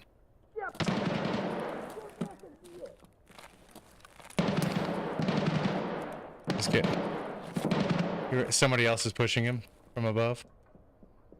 He ran all the way up.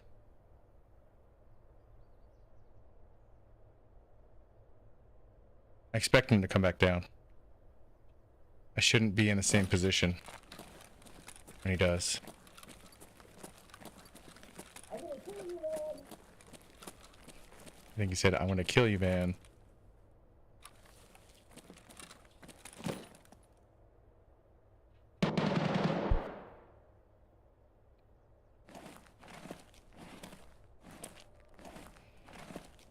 Like I said, the movement can be a little weird.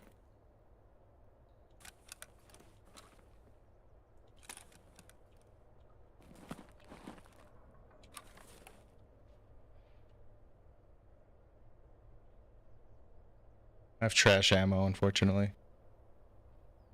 I just want this dude to come back down.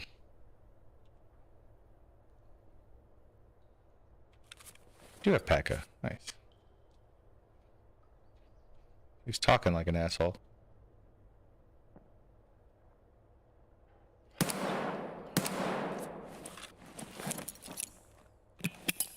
I don't think it'll go far enough, actually.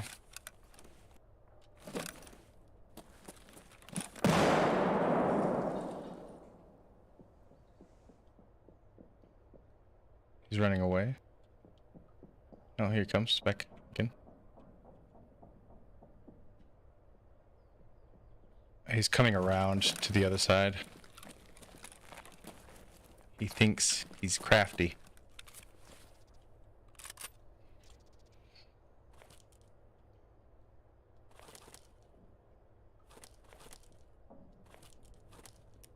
I think he was healing, actually, so he is coming back.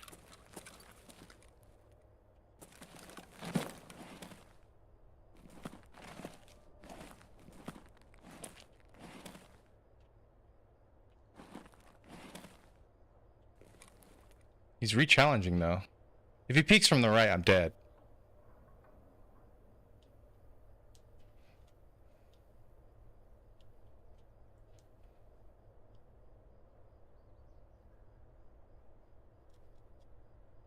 I'm pretty sure he's just coming back down. Why? I don't know what he wants down here. Maybe he has a mission or something he's trying to complete.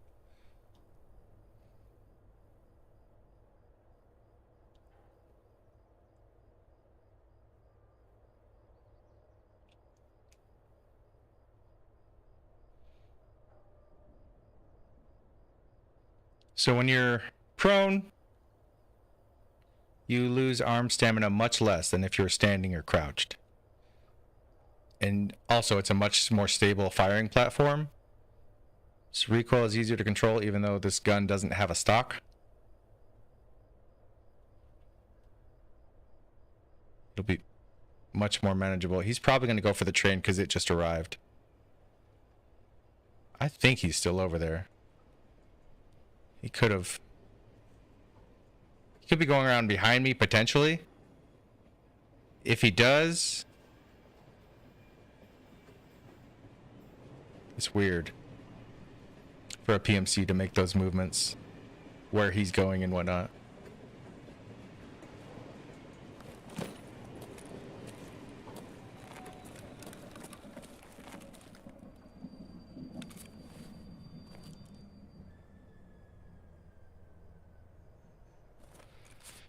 You have a massive disrespect for COD?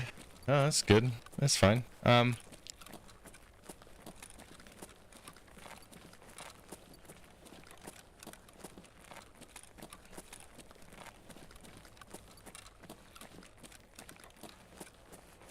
hated COD for the longest time. This is the most recent Call of Duty is, in my opinion, the best and funnest Call of Duty in 15 years. But so PUBG, the skill set is recoil control. Tarkov is probably map knowledge. Apex is movement. Fortnite is building mechanics. So in COD, it's parachuting. I mean, it's a good tactic, yeah. But also, I mean, map knowledge comes into account in a battle royale, right?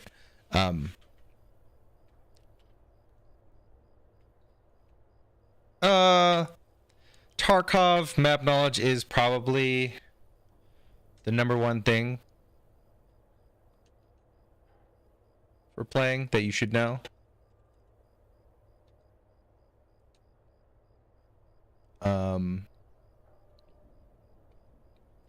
Beyond that, it's if you know where things are on the map, you know where to go to get what you need, basically. Because there's like not persistent spawns, but they're persistent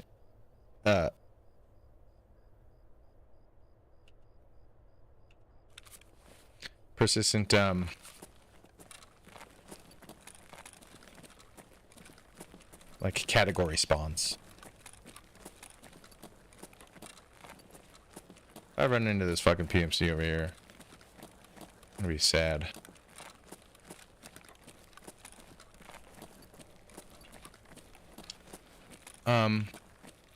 In Call of Duty, I mean, it's who can ADS and get the shots on target quicker, right? And who's got the better ammo, essentially.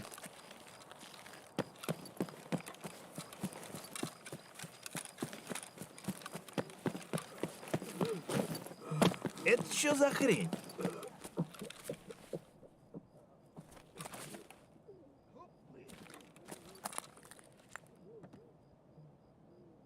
Пацаны, да он там совсем ёбу дал.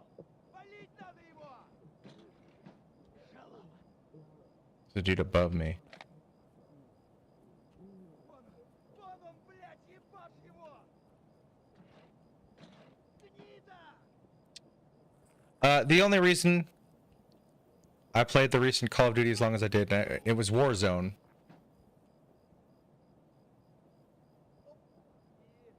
Вот петух. Is because DMZ. Кепка ёбаная. Ебашь кипарика. DMZ is Пацаны, да он там совсем ёбу дал. Валить надо его. essentially Hunt Showdown Хуярь медведь. with a COD skin. So modern Hunt Showdown. Hunt Showdown isn't. Щеми берцов. Упы. Хуйло, вот хуйло. That's a player, by the way. Player Scav. Блядь, берца щеми. Чего, блядь? I want to know why that Scav's so angry upstairs. The NPC scav that's just yelling angrily.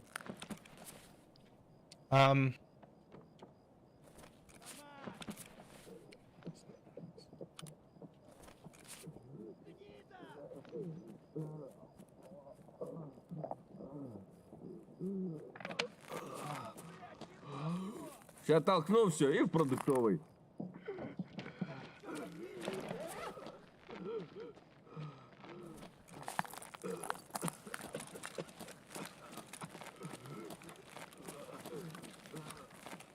Вот петух! Давай мочи их! Вот петух! 85681 or 85, yeah. I had a lot of fun with the most recent COD, so yeah, I have no reason to complain. Like we got some good enjoyment out of it. Чего, блядь?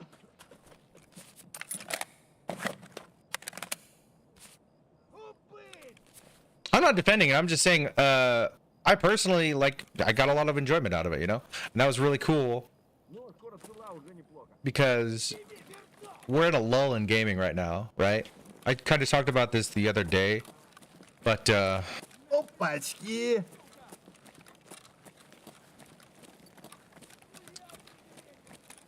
how do you word this?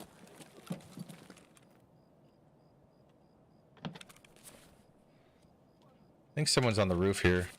That is why that scav is angry.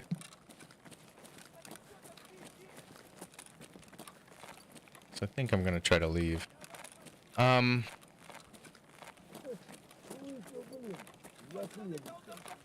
that was a player. Acting creepy. So, yes. We're in a lull in gaming, and it's like every 5 years or so, that's a PMC body. Every 5 years ago, there's a new...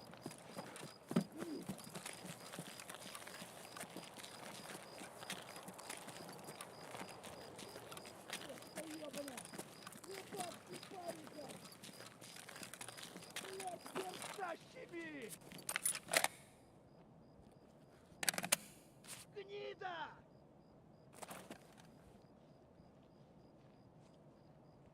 Хуярь медведя! Кепка ебаная!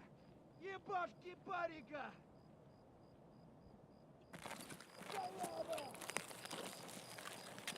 This fucking scav is just the not happiest ever.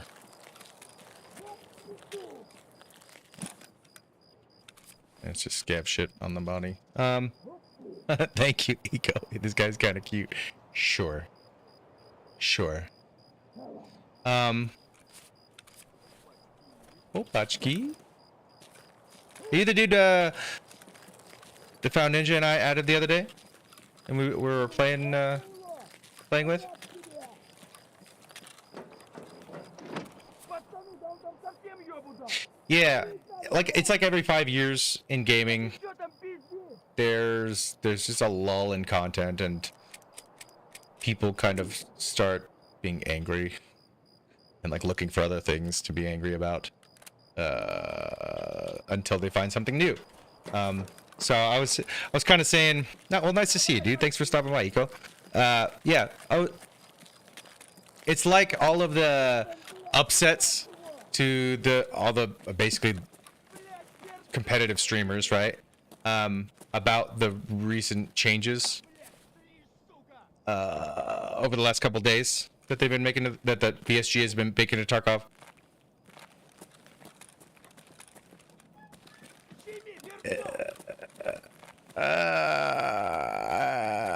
I don't know. I spoke at length about it earlier, so I guess I'm not gonna get into it again, but it's just silly. People just need something different to do. Like, people get bored and they don't realize it, I think, right? Вон он, блядь, ебать его! I don't need that. Шалава!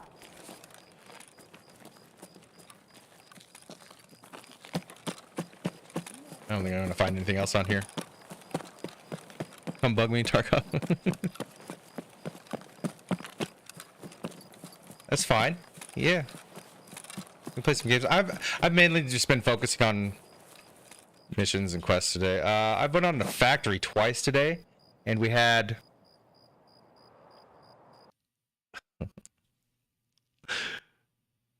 we experienced a bug after it was within like 30 seconds of popping a propofol each time, but basically the UI bugged or something, and I was able to kind of run around and walk through walls and stuff. I killed that PMC. I think he bled out because after my grenade went off, which was our last interaction, I heard him sprint back up the ramp. I should have went and peeked it. Damn it. Oh well. That's funny. I got him. Get wrecked. Let's see. What all do I need? I'm just trying to do some missions now because I haven't been tasking very much this wipe. Just been fucking around. But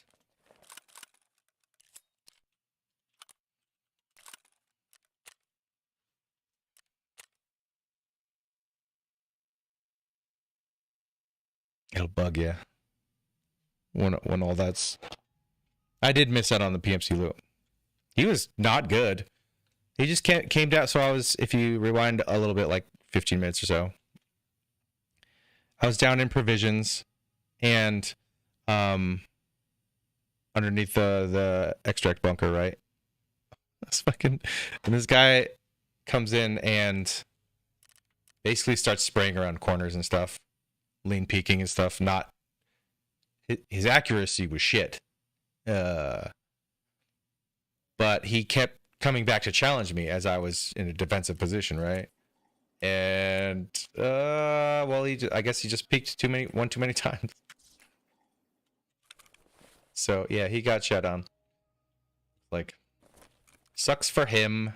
Hope another player scav finds his loot and leaves with it, because he doesn't deserve it after playing the way he was.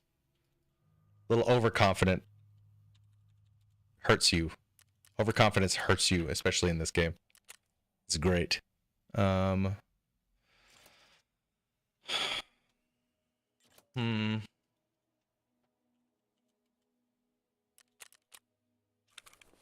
Oops.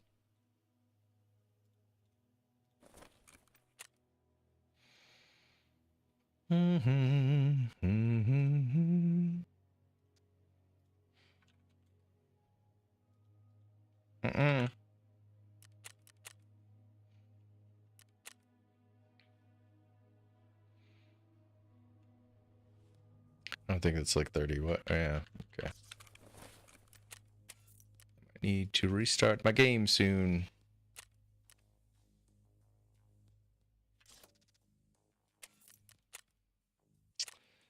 Yeah, I'm heading out. Have a good day. Hey, Hellspawn. Have a good day, man. I don't know. We might be able to play some games together soon. Let's figure it out. I haven't played PUBG since Warzone came out, actually, but I might be able to be convinced some night. But yeah, take care, dude. Love you, man. Good to see you. Let's see.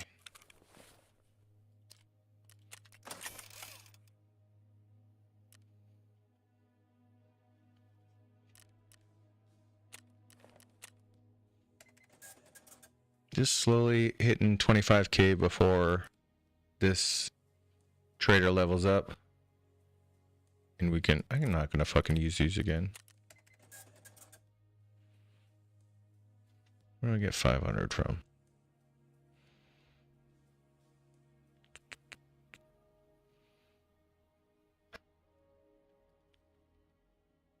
PUBG, that game still lives. Actually, it has a very thriving player base, right? Since it went free to play, there's going to be people that always play that game. Now, it went free to play 2 years at least after it should have. But yeah, they still got a community, and I stopped caring. Like I don't. Battle royales have died out for me. I played Warzone when that came out. Warzone 2. I played that, the battle royale mode, once, twice, maybe. I just didn't get the feel for it. I do like what I feel like as I'm getting older. I'm definitely losing some competitive spirit. Like I can't play Counter-Strike for hours on end, or Quake, or Call of Duty, like endlessly. I quickly hit a limit with these games. Tarkov is the one that I really, satiates, right? It hits the vein. Warzone 1 was good to me, but Warzone 2 was like, what's new? That's the thing. I hated Warzone 1. I despised that game. I did not have fun with it. I didn't like the mechanics. I didn't like the UI. There was just a lot of it that really turned me off about it at the end of the day. I'm not saying it's a bad game by any means, right? But it wasn't, I didn't have fun with it.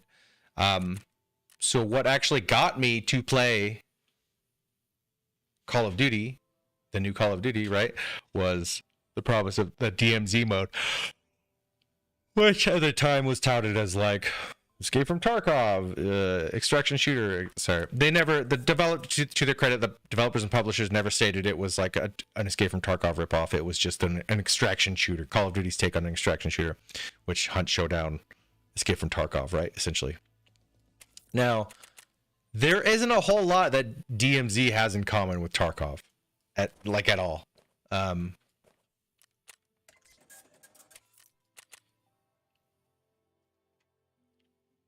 What Call of Duty or DMZ from Warzone has similarities to is Hunt Showdown. It's Hunt Showdown with a Call of Duty skin. And I keep saying that, and I keep reiterating that. It's silly, but that's what makes it great, because I love Hunt Showdown. Me and my friends, we have a fucking blast on Hunt Showdown. But it gets stale really quickly. A lot quicker than other games. Because the impermanence of everything, the replayability is not as high as other games, because there's only so much you can build to. Once you reach level 100 relatively quickly, and then within, say, E prestige, and then reach level 100 prestige, you just keep doing the same shit over and over and over again, and it's not enough. It's over too quickly. The fun just going back to it every few months or every couple weeks is a lot of fun. I really love Hunt Showdown. I adore that game so much. But DMZ, it's definitely faster paced. It's got a lot of different movement capabilities. It's not, this slow old west down in the bayou. You've got fucking parachutes and red dot optics and thermal scopes and